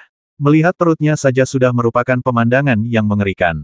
Pada saat yang sama, orang-orang di sekitar, apakah mereka yang mendukung Xiao Hong atau orang kepercayaan Su King, semuanya tercengang, keringat dingin membasahi dahi mereka. Menghadapi Su King yang dulunya kuat dan mendominasi, ia terbasmi hanya dengan satu gerakan, membuat Su King hampir tidak berdaya melawan. Ini terlalu palsu. Yang lebih penting adalah orang yang mengalahkan Su King adalah Xiao Hong, yang dianggap lemah dan sakit-sakitan di mata mereka. Kontras seperti itu sungguh terlalu kuat. Aku tak menyangka Tuan Hong, yang biasanya tampak lembut di hari kerja, bisa sekejam ini. Apa aku sedang bermimpi? Lin Zi, yang berdiri di tengah kerumunan, tak kuasa menahan diri untuk tidak bersuara. Lalu semuanya menjadi sunyi senyap, dan satu-satunya suara yang terdengar hanyalah suara desiran angin yang bertiup di antara dahan-dahan. Wang Liang, Su Nan, dan yang lainnya yang awalnya bersiap menyaksikan Su King memberi pelajaran pada Xiao Hong, ketakutan terpancar di wajah mereka. Mereka tidak menyangka Xiao Hong akan sekuat itu. Untuk sesaat, mereka gemetar. Orang pembawa sial, beraninya kau menyakitiku? Tunggu saja dan lihat bagaimana aku mengulitimu hidup-hidup hari ini. Sesaat kemudian, Su King, yang telah jatuh ke tanah, memegangi perutnya dan perlahan berdiri dengan ekspresi garang. Ia kemudian berjalan menuju Xiao Hong selangkah demi selangkah. Namun, tepat ketika Su King tiba di depan Xiao Hong dan hendak menyerang, ia merasakan kilatan di depan matanya, dan jatuh ke tanah di kaki Xiao Hong lagi, tak sadarkan diri. Dari awal hingga akhir, Xiao Hong tampak sangat tenang dan tidak bergerak sama sekali. Lile, aku tidak perlu mengajarimu apa yang harus dilakukan selanjutnya. Ingat, aku akan membasmi siapapun yang melawan. Xiao Hong tidak memandang Su King yang berdiri di kakinya. Ia menarik kembali pola pertempuran duri, merangkul tubuh Su King, dan berjalan cepat menuju lelaki tua yang sakit kritis itu. Ia segera memeluknya dan membawanya pulang untuk perawatan darurat. Lile, yang sudah sedikit tersadar, tentu saja mengerti maksud Xiao Hong. Sambil memegang cangkul, ia memimpin rekan-rekannya untuk bergegas menuju Wang Liang, Su Nan, dan yang lainnya. Tanpa sepatah kata pun, ia mulai memukuli mereka dengan cangkul itu. Untuk sesaat, Wang Liang dan yang lainnya, yang telah kehilangan Su King, tulang punggung mereka, terpaksa melarikan diri. Mereka ingin melawan, tetapi ketika teringat tatapan dingin Xiao Hong dan apa yang baru saja dikatakannya, mereka bergidik. Setelah membantu lelaki tua itu masuk ke kamar, Xiao Hong mulai memberikan perawatan darurat. Untungnya, ia berhasil menanganinya tepat waktu. Jika ia menunda sedikit lebih lama, lelaki tua itu pasti akan kehilangan nyawanya. Dalam sekejap mata, hari sudah siang. Setelah pasien terakhir dipulangkan, rumah Xiao Hong kembali damai. Berdiri di depan jendela, Xiao Hong sedikit mengernyit dan mulai memikirkan apa yang harus dilakukan selanjutnya. Jelaslah bahwa setelah keributan hari ini, dia pasti akan mendapat masalah, dan pergi bukanlah langkah yang efektif, karena dengan kekuatan grup Shaojiang, akan terlalu mudah bagi mereka untuk menemukannya. Jika dia tetap tinggal, dia akan tetap dianggap sebagai anggota grup Shaojiang sampai batas tertentu, dan itu hanya akan menjadi konflik internal, yang tidak akan memengaruhi reputasi Shaojiang. Dia hanyalah seorang penambang kecil, dan grup Shaojiang mungkin tidak akan repot-repot membasminya. Lagi pula, orang yang disinggungnya hanyalah pemilik tambang, bukan petinggi grup Shaojiang. Akan tetapi, meskipun grup Shaojiang tidak akan membuat hal-hal terlalu sulit baginya, Su King pasti akan melakukan balas dendam yang gila-gilaan, jadi Xiao Hong harus waspada terhadap ini. Cara terbaik untuk membela diri adalah dengan memperkuat diri. Satu-satunya hal yang ia syukuri adalah Su King tidak akan menimbulkan masalah baginya dalam 3 hari. Alasannya, Su King perlu memulihkan diri. Menurut perhitungan Xiao Hong, Su King akan membutuhkan setidaknya 3 hari untuk pulih. Namun, bahkan setelah menganalisis hal itu dalam benaknya, Xiao Hong masih harus mencari jalan keluar. Ia berbalik dan segera mengemasi barang bawaannya agar bisa pergi kapan saja dan kemana saja. Ia juga mulai menciptakan sejumlah besar pola sihir peringatan dini. Pola sihir semacam inilah yang dilihat Xiao Hong di buku rusak itu. Pola itu terdiri dari 2 bagian, molekul dan induk. Ia menempatkan pola sihir anak di area yang ingin ia peringatkan. Begitu seseorang dengan kekuatan pendorong yang melebihi level tertentu masuk, pola itu akan mengirimkan sinyal ke pola sihir induk. Xiao Hong membutuhkan waktu 2 jam untuk menciptakan pola sihir induk peringatan dan 12 pola sub-sihir. Ia mengatur sistem alarm pola-pola sub-sihir ke tingkat ketiga sang murid. Xiao Hong meninggalkan rumah tanpa henti dan diam-diam menempatkannya di setiap rute yang diperlukan menuju tambang kota timur. Selama seseorang di atas level ketiga Yutu masuk, pola Ibu Ibel akan mengirimkan sinyal, memungkinkan Xiao Hong untuk bersiap terlebih dahulu. Dengan begitu, ia akan punya banyak waktu untuk bersiap menghadapi pertempuran, melarikan diri, atau bernegosiasi. Setelah menyelesaikan semuanya, Xiao Hong kembali ke rumah dan tidak berhenti, melainkan mulai menciptakan pola-pola ajaib lagi. Pola ajaib semacam ini memang sudah lama direncanakan Xiao Hong, tetapi sayangnya karena kekurangan bahan dan tenaga penggerak, pola ajaib ini pun disimpan. Itulah pola ajaib pengendali wewangian. Sederhananya, apa yang disebut pola ajaib pengendalian dupa adalah mewujudkan karakteristik pengendalian dupa dalam bentuk pola ajaib. Awalnya, pengendalian dupa mengeluarkan asap, tetapi setelah diubah menjadi pola ajaib, asap tersebut akan masuk ke dalam tubuh dalam bentuk energi. Menurut perhitungan Xiao Hong, efeknya seharusnya 3 kali lebih baik daripada pengendalian dupa biasa. Pada saat yang sama, di kantor pusat Shaojiang Group, Chen Shaojiang, bos Shaojiang Group, sedang duduk di kantornya. Di sofa di satu sisi, duduk 2 pria berusia awal 30-an, mengenakan pakaian mewah. Yang berkumis tipis bernama Zhang Xinlei, berkulit perunggu dan bertubuh kekar, sedangkan yang berkepala botak bernama Zhao Qing. Keduanya adalah pengemudi level 5, dan merupakan murid tertua Sang Hongyun.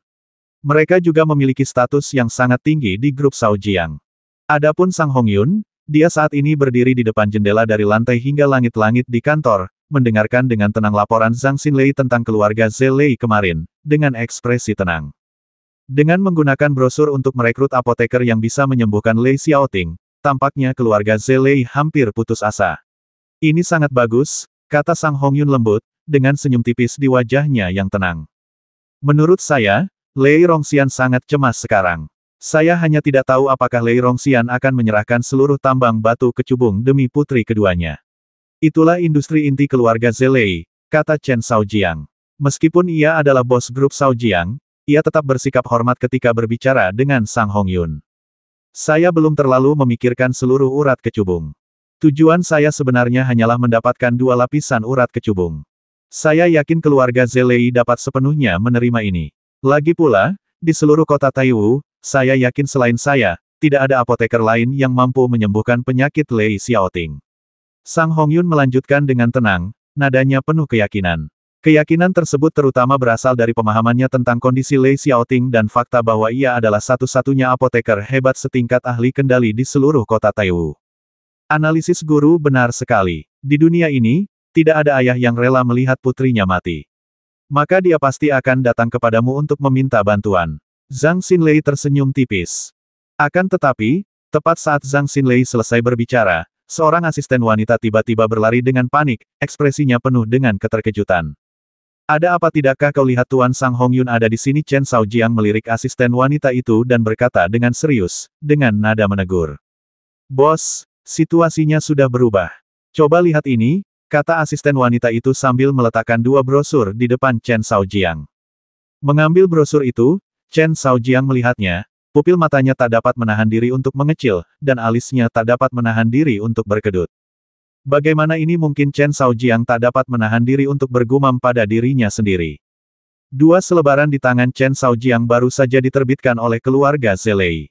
Salah satunya mengatakan bahwa penyakit Lei Xiaoting telah sembuh, dan yang lainnya adalah surat ucapan terima kasih kepada Kuan Zhang. Selebaran itu panjang lebar memuji Kuan Zhang dan mengundang Kuan Zhang dengan gaji tahunan yang besar. Ada apa? Melihat ekspresi Chen Shaojiang, Sang Hongyun bertanya. Tuan, rencana kita sepertinya gagal. Silakan lihat ini, kata Chen Shaojiang sambil menyerahkan brosur di tangannya kepada Sang Hongyun. Sang Hongyun, yang berwajah tenang, melirik selebaran itu, tetapi alisnya bergerak tanpa sadar, dan secercah kejutan melintas di matanya. Meskipun hanya sekilas, jarang ada sesuatu yang bisa membuat Sang Hongyun melakukan hal seperti itu. Bahkan bisa dibilang langka. Dia benar-benar disembuhkan oleh seseorang Kuan Zhang. Aku belum pernah mendengar orang seperti itu di kota Taiwu. Sang Hongyun berbisik pada dirinya sendiri dan menyipitkan matanya sedikit, seolah teringat sesuatu. Dari sudut pandang Sang Hongyun tentang keterampilan medis, tanpa seseorang setingkat master mengemudi atau lebih tinggi, mustahil untuk menyembuhkan penyakit Lei Xiaoting. Tapi bagaimana mungkin seorang apoteker setingkat master mengemudi atau lebih tinggi tidak memiliki reputasi di kota Taiwu sekalipun dia dari luar, dia pasti akan menimbulkan sensasi. Melihat ekspresi sang guru yang terus berubah, Zhang Xinlei dan Zhao Qing sudah bisa menebak bahwa sesuatu yang luar biasa pasti telah terjadi. Saat mata mereka terfokus pada selebaran itu, ekspresi Zhang Xinlei dan Zhao Qing pun berubah, lalu mereka saling berpandangan, ekspresi mereka juga dipenuhi rasa tidak percaya. Tuan, mungkinkah Lei Rongxian bicara omong kosong? Bagaimana mungkin ada apoteker lain setingkat ahli kendali di kota Taiwu selain Anda? Tanya Zhang Xinlei. Saya bisa memastikan bahwa itu tidak benar. Asisten perempuan itu tiba-tiba berbisik, baru tadi pagi, saya melihat Lei Xiaoting dan ibunya berbelanja, bersemangat dan penuh semangat. Sepertinya Kuan Zhang ini nyata, tapi dari mana asalnya, gumam Sang Hongyun dalam hati, lalu ia melihat poster promosi itu lagi. Hanya ada potret Xiao Hong di sana, tetapi seluruh tubuh dan bahkan wajahnya tertutup rapat. Dapat dikatakan bahwa dengan munculnya nama Kuan Zhang, suasana di seluruh kantor menjadi sangat aneh. Banyak orang tahu betul bahwa jika Kuan Zhang benar-benar seperti yang digambarkan, maka begitu ia bergabung dengan keluarga Zelei, itu akan membawa perubahan besar bagi keluarga Zelei. Ini adalah situasi yang tidak ingin dilihat Sang Hongyun. Namun, pada saat ini, pola sihir komunikasi di tangan asisten wanita itu tiba-tiba mengirimkan sinyal. Setelah bergumam pelan, asisten wanita itu melapor kepada Chen Shaojiang dengan jujur, "Bos, saya baru saja mendapat kabar bahwa Su Qing, kepala tambang kota timur, terluka oleh seorang penambang bernama Xiao Hong." Chen Shaojiang dan yang lainnya, yang telah sepenuhnya fokus mempelajari masalah Kuan Zhang, tidak berminat untuk peduli dengan urusan orang kecil seperti Su Qing. Mereka dengan santai berkata, "Beri penambang itu hukuman ringan saja." "Xiao Hong, kenapa aku merasa familiar dengan orang ini pada saat ini?" Sang Hongyun tiba-tiba berkata pelan, sedikit mengernyit.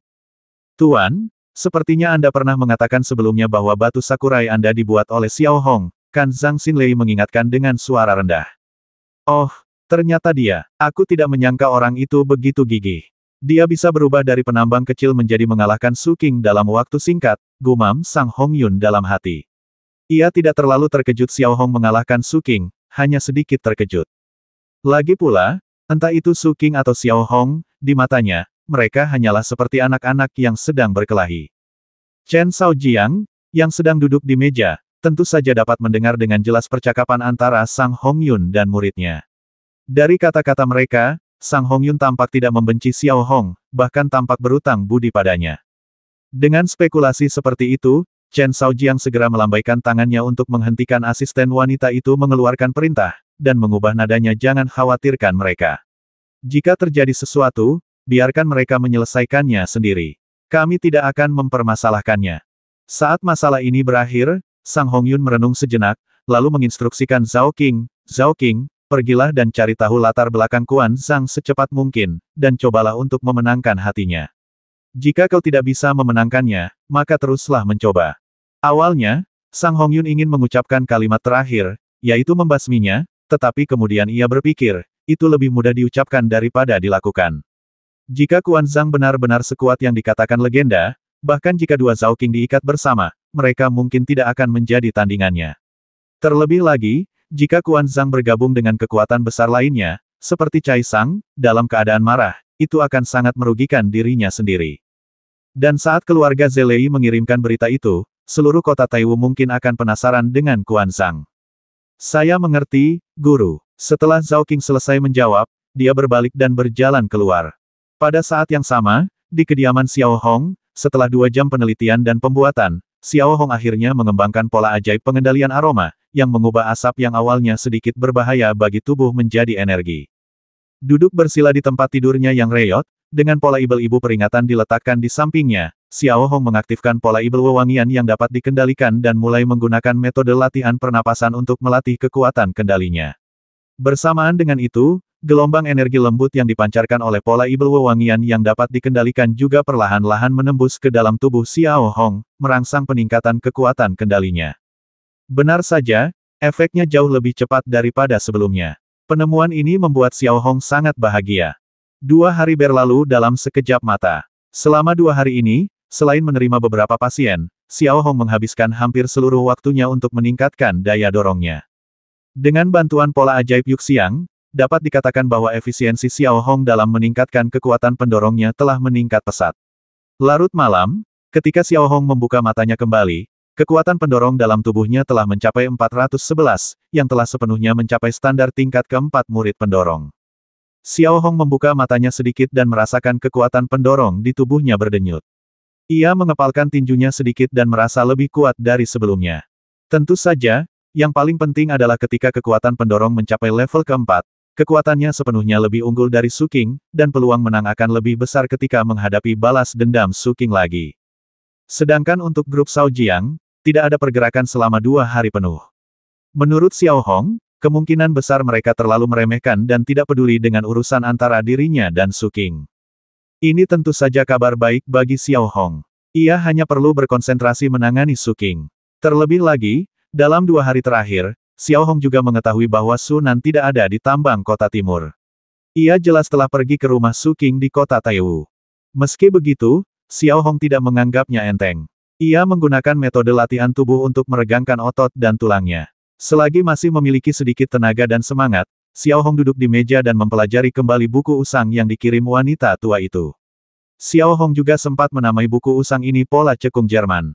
Karena di sampul buku ini, Anda hanya bisa melihat samar-samar kata. Selain pembuatan pola cekung dan beberapa pelatihan akurasi gaya dorong, isinya juga mencakup beberapa metode pembuatan pola cekung khusus. Namun, karena usianya yang sudah tua, sistem ini sangat jauh dari sistem pola sihir modern. Oleh karena itu, hampir semua hal membutuhkan Xiao Hong untuk melakukan perubahan yang rumit sebelum dapat diwujudkan. Hal lain yang juga paling penting adalah bahwa sebagian besar pola sihir di dalamnya membutuhkan level pengendali atau lebih tinggi, yang masih sangat jauh dari Xiao Hong. Setelah mengamati pola cekung Jerman sejenak, Xiao Hong mengambil kembali kedua manik pola ajaib itu, tampak mengamatinya dengan saksama, sementara dalam benaknya ia mulai membayangkan pola pertempuran tingkat 4 Yutu. Hal ini telah menjadi kebiasaan bagi Xiao Hong. Setiap kali ia sendirian dan beristirahat, ia akan mengeluarkan manik-manik itu dan melihatnya.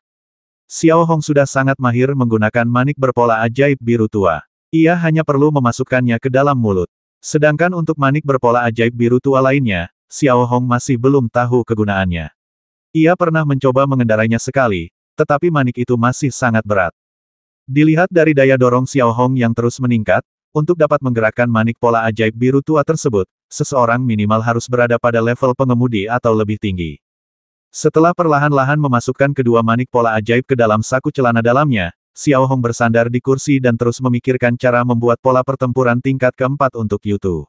Ia tidak bertindak gegabah karena pola pertempuran tingkat keempat untuk Yutu yang akan dibuat Xiao Hong membutuhkan sumsum otak makhluk roh. Bahan-bahan lain juga sangat berharga bagi Xiao Hong. Tanpa persiapan yang memadai dan keyakinan penuh, Xiao Hong tidak berani mencobanya dengan mudah. Pukul 2 tengah malam, Xiao Hong, yang hampir selesai berpikir, duduk di ujung tempat tidur, menyandarkan punggungnya ke dinding kayu, dan tertidur. Ini adalah posisi tidur yang sangat waspada, yang pernah dilihat Xiao Hong di buku panduan kewaspadaan militer. Jika Anda berbaring telentang, tubuh Anda akan cukup rileks dan lebih nyaman, tetapi dalam hal ini, tubuh Anda pasti akan malas tidur. Jika musuh menyerang, akan butuh waktu untuk menyesuaikan diri. Di saat kritis antara hidup dan mati, penyesuaian seperti itu kemungkinan besar dapat menyebabkan Anda kehilangan nyawa. Di sisi lain, tidur sambil duduk memang agak tidak nyaman, tetapi selama Anda bangun, Anda dapat ikut bertempur. Ketika ia terbangun, ia mendapati malam itu terasa damai dan tanpa kejadian apapun. Hari sudah pagi. Di luar jendela, kicauan burung terdengar bagai musik dansa, yang sampai ke telinga Xiao Hong. Setelah berkedip 2 kali dengan lembut, Xiao Hong berdiri sedikit, mengambil sepotong kayu, dan mengukir beberapa kata di atasnya dengan cara yang flamboyan. Saya ada sesuatu yang harus dilakukan hari ini, tolong jangan ganggu saya kecuali jika itu mendesak. Lalu dia menggantungkan papan kayu itu tepat di luar pintu. Setelah mengunci pintu, merapatkan kembali tirai, dan meregangkan badan, Xiao Hong duduk di meja dan kembali memilah-milah ide-idenya. Kemudian, Xiao Hong mengeluarkan sepotong batu pembawa berkualitas ultra tinggi lainnya, mengeluarkan handiao, dan mulai memotong tanpa ragu. Dibandingkan dengan pola pertempuran duri sebelumnya, pola sihir yang akan dibuat Xiao Hong kali ini jelas jauh lebih rumit. Dari perspektif simpul saja, terdapat 4 pola pertempuran duri, tetapi pola pertempuran yang akan dibuat Xiao Hong sekarang memiliki hingga 6. Hal ini membutuhkan pola yang lebih halus dan pengaturan yang lebih masuk akal. Untungnya, Xiao Hong masih memiliki teknologi pola cekung, dan area yang digunakan untuk mengukir pola lebih besar. Hanya mengukir pola saja, Xiao Hong menghabiskan waktu lebih dari 2 jam, yang mana sangat teliti. Setelah meletakkan pola ajaib itu dengan hati-hati, Xiao Hong mulai memproses bahan-bahan itu satu persatu, sangat berhati-hati dalam setiap langkah. Lagi pula, bahan apapun di sini setidaknya bernilai 1 emas, yang sangat mahal, terutama otak harimau bergigi perak, yang sangat berharga bagi Xiao Hong saat ini. Setelah memproses sekitar selusin bahan yang ada satu persatu dan menjadikannya cairan pola ajaib, langkah berikutnya adalah menyuntikkan cairan pola ajaib dan mengaktifkannya. Setelah seluruh prosedur selesai, waktu sudah menunjukkan pukul 2 siang. Ia menyeka keringat di dahinya dan menatap meja. Di atas batu tulis putih bersih, garis-garis biru dan merah terjalin rapat membentuk pola misterius. Wajah Xiao Hong dipenuhi rasa puas. Pola pertempuran tingkat keempat Yutu telah berhasil diciptakan. Xiao Hong menamai pola pertempuran ini pola pertempuran taring harimau. Kekuatan awalnya diperkirakan di atas 700. Menurut definisi pola pertempuran konvensional, kekuatan serangan pola pertempuran tingkat keempat Yutu seharusnya antara 500 dan 700. Mampu mencapai lebih dari 700 sudah dianggap sebagai eksistensi yang luar biasa, dan Xiao Hong mengandalkan teknologi pola dalam pola dan pola cekung untuk menciptakan pola ajaib seperti itu. Kini, tak dapat dipungkiri bahwa teknik pola dalam pola telah menjadi keahlian unik Xiao Hong, dan tak akan pernah bisa ditiru oleh siapapun kecuali ia memiliki manik pola ajaib biru hitam. Namun, bagaimana mungkin Xiao Hong memberitahu orang lain tentang keberadaan manik pola ajaib tersebut? Setelah duduk di ujung tempat tidur dan beristirahat sejenak, Xiao Hong memasukkan pola pertempuran taring harimau ke dalam kantong pola ajaib dan bersiap memasuki hutan terpencil untuk menguji kinerja pola pertempuran taring harimau dan melakukan pelatihan adaptif lainnya untuk memastikan bahwa ia dapat mengoperasikannya dengan mudah. Pada saat yang sama, di sebuah villa kecil di kota Taiwu, Su King sedang berbaring di ruang tamunya, dan seorang apoteker menggunakan pola sihir penyembuhan untuk mengobatinya. Sekarang luka di perut Su King pada dasarnya sudah sembuh, hanya meninggalkan bekas luka seukuran mangkuk dan berantakan yang terlihat sangat jelek. Saat Su King mengira bekas luka yang tak kunjung hilang itu ditinggalkan oleh seorang penambang kecil, wajahnya berubah hitam dan ungu dan dia terbakar amarah. Aku tidak bermaksud jahat padamu, tapi bukankah biasanya kau sangat berkuasa kau dipukuli seperti ini oleh seorang penambang kecil? Akan sangat memalukan jika kau menceritakannya pada orang lain. Setelah apoteker itu berbalik dan berjalan keluar, lalu duduk di sudut sofa, seorang wanita berpenampilan sederhana dengan riasan tebal berkata dengan nada tidak senang. Namanya Chen Jiao. Ia adalah keponakan dari adik jauh Chen Shaojiang dan juga istri pertama Su King. Berkat hubungan dengan grup Shaojiang inilah Su King dapat menduduki jabatan kepala tambang Dongcheng. Tunggu saja, aku akan bicara di sini. Aku tidak akan membiarkannya selamat malam ini, kata Su King dengan wajah galak. Lalu ia mengalihkan pandangannya ke Sunan dan bertanya, kapan Pang Shuai dan Li Sheng akan datang? Mereka akan datang malam ini. Jangan khawatir, mereka sangat tepat waktu. Saya sudah berjanji kepada mereka bahwa mereka masing-masing akan menerima 5 koin emas setelah urusan ini selesai. Saya yakin mereka tidak akan terlambat hanya karena uang, jawab Sunan. Pang Shuai dan Li Sheng adalah sahabat Guk-Guk yang sudah dikenal Su King sejak kecil. Seperti Su King, mereka berdua adalah murid tingkat 3. Itu cuma penambang kecil, tapi harganya 10 koin emas. Apa nyawa penambang kecil itu sepadan dengan uang sebanyak itu? Chen Jiao masih tampak kesal mendengarnya. Benar, nyawa Xiao memang tak berharga, tapi kalau aku tidak membasminya, aku takkan bisa menghilangkan amarah di hatiku. Dia harus mati hari ini. Su King memandangi bekas luka yang sangat buruk di perutnya dan mengeluarkan beberapa patah kata dari sela-sela giginya. Dalam sekejap mata, hari sudah malam, dan Pang Shuai serta Li Sheng tiba di rumah Su King tepat waktu. Keduanya tinggi dan tegap, tampak sangat tangguh. Keduanya berambut pendek dan memiliki beberapa bekas luka di wajah. Jelas sekali mereka telah melakukan hal semacam ini, yaitu menyingkirkan bencana demi orang lain demi uang. Dari pakaian dan tempat tinggalnya, jelas bahwa Su King hidup jauh lebih baik daripada mereka karena Chen Jiao. Ingat, lakukan dengan bersih dan rapi. Di ruang kerjanya, Su King melirik Pang Shuai dan Li Sheng, berbicara dengan nada dingin, dan melemparkan 2 dompet kepada mereka. Jangan khawatir, saudara Su, dia hanya murid tingkat 3. Kita bertiga saja yang bekerja sama sudah cukup untuk membasminya 2 kali. Pang Shuai menyentuh bekas luka di sudut mulutnya dan berkata dengan nada meremehkan. Setelah itu, Su King tidak berkata apa-apa lagi, membawa Sunan, Pang Shuai dan yang lainnya, meninggalkan rumah, menaiki mobil pola ajaib pribadinya, dan melaju dengan tenang menuju tambang kota timur. Menjelang pukul 8 malam, matahari telah sepenuhnya terbenam di balik perbukitan sebelah barat dan bumi menjadi gelap.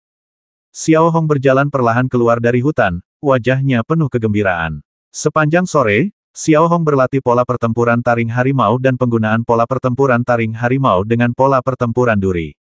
Melalui penguji kekuatan pola sihir, kekuatan maksimum pola pertempuran taring harimau saat dipancarkan sepenuhnya dapat mencapai 778 poin.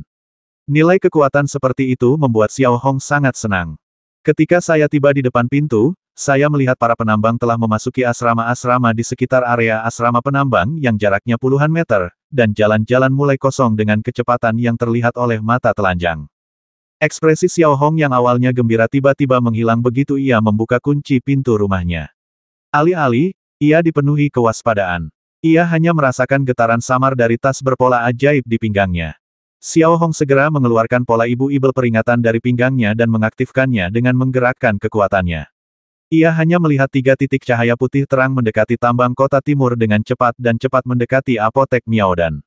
Ini membuktikan bahwa salah satu titik cahaya itu pasti mewakili Su King.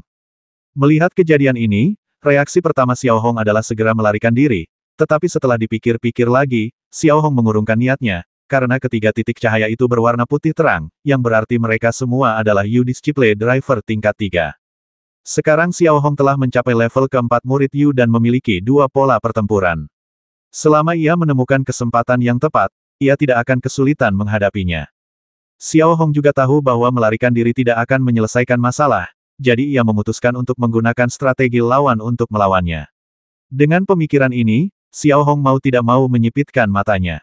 Kemudian dia segera masuk ke dalam rumah dan mulai bersiap tanpa henti. Di sisi lain, Su King dan yang lainnya telah tiba di depan pintu apotek Miaodan dengan mobil berpola ajaib. Setelah mengantar sopir kembali, Su King mengantar Sunan dan yang lainnya ke apotek Miaodan. Karena Sunan sedang pergi beberapa hari ini, dia memberikan libur kepada staf apotek Miaodan, jadi tidak ada orang luar di seluruh apotek Miaodan. Kak Su, kapan mulainya aku sudah tidak sabar lagi. Ayo cepat selesaikan pekerjaan. Kita rencananya mau cari cewek-cewek dan bersenang-senang selagi bulan bersinar terang, kata Pang Shuai. Tidak perlu terburu-buru. Xiao Hong berhasil mencapai level ketiga murid Yu dalam waktu singkat. Jelas, dia telah berlatih keras. Aku yakin kondisinya masih sama sekarang. Tunggu sampai kekuatan murid Yu-nya hampir habis. Maka tidak akan terlambat untuk bertindak, kata Su King lembut, lalu perlahan duduk di samping meja kopi dan menyalakan sebatang rokok. Kita bertiga, saudara Su. Apa kita harus begitu berhati-hati, kata Li Sheng dengan nada meremehkan. Aku hanya ingin mengurangi jejak perkelahian agar lebih mudah bagi kita untuk membersihkan tempat kejadian perkara tanpa diketahui siapapun, lalu memusnahkan jasad Xiao Hong. Selama jasadnya belum ditemukan, Departemen Keamanan hanya bisa menyimpulkan bahwa dia hilang. Lagi pula, yang tewas hanyalah seorang penambang rendahan. Kurasa staf Departemen Kehormatan akan terlalu malas untuk menyelidikinya, dan hasilnya kemungkinan besar tidak akan ada apa-apanya. Su King menganalisis dengan tenang. Dia hanya penanggung jawab tambang kota timur. Sejujurnya, Su King tidak sanggup memikul tanggung jawab kasus pembasmian. Begitulah adanya. Kakak memang perhatian sekali. Sunan setuju, lalu meletakkan beberapa cangkir teh di meja kopi. Dalam sekejap mata, waktu sudah menunjukkan pukul 10 malam. Seluruh area tambang East City diselimuti kegelapan. Jalanan sepi dan tak seorang pun terlihat. Oke, ayo pergi. Ingat, begitu kau melihat Xiao Hong, jangan ragu, langsung basmi dia, kata Su King, lalu membawa Pang Shuai dan Li Sheng keluar dari apotek Miaodan. Dengan gerakan lincah, ia langsung berlari ke kediaman Xiao Hong. Hanya beberapa menit kemudian, Su King dan yang lainnya tiba di dekat kediaman Xiao Hong. Di dalam rumah kayu yang sudah reot itu, lampu redup menyala dan salah satu jendela terbuka, tetapi tertutup rapat dengan tirai. Dengan bantuan cahaya, mereka samar-samar dapat melihat sosok yang sedang duduk di meja, seolah sedang membaca buku. Setelah menyadari hal ini, Su King menyipitkan matanya sedikit, memperlihatkan tatapan sinis. Ia membawa Pang Shuai dan Li Sheng ke pintu Xiao Hong. Su King mendorong pintu dengan lembut menggunakan jari-jarinya, tetapi pintunya terkunci. Reaksi pertama terhadap penemuan ini adalah Xiao Hong ada di dalam. Sambil sedikit memutar kepalanya, Su King memberi isyarat memisahkan An kepada Pang Shuai dan Li Sheng, memberi isyarat agar mereka membasmi Xiao Hong tanpa ampun. Kemudian, ia mengeluarkan pola pertempuran peledak dari tas pola sihir di pinggangnya dan mengaktifkannya. Pola pertempuran ini lebih baik daripada pola sihir sayap ringan yang murahan. Jelas, Su King datang dengan persiapan kali ini. Adapun Pang Shuai dan Li Sheng di belakangnya, mereka juga mengaktifkan pola pertempuran sayap ringan. Semuanya sudah siap, Su King mengangkat kakinya dan menendang pintu hingga terbuka. Setelah memasuki ruangan, tanpa sepatah kata pun, ia mengangkat tangannya dan menembakkan bola energi oranye kuning ke arah sosok di kursi dengan kecepatan luar biasa. Saat bola energi seukuran peluru itu menyentuh sosok di kursi, ia membuat ledakan rendah dan langsung menghancurkan kepala sosok itu hingga berkeping-keping. Segalanya jauh lebih mudah dari yang dibayangkan. Namun, tepat ketika Su King dan yang lainnya hendak tersenyum tipis, ekspresi mereka tiba-tiba berubah. Setelah bola energi itu meledak, yang terbentuk bukanlah bercak darah, melainkan rumput-rumput patah yang melayang perlahan di udara. Saat mengamati kursi dengan saksama, ia menyadari bahwa orang yang duduk di kursi itu bukanlah Xiao Hong sama sekali, melainkan manusia jerami yang terbuat dari rumput liar, mengenakan pakaian pang camping milik Xiao Hong. 30.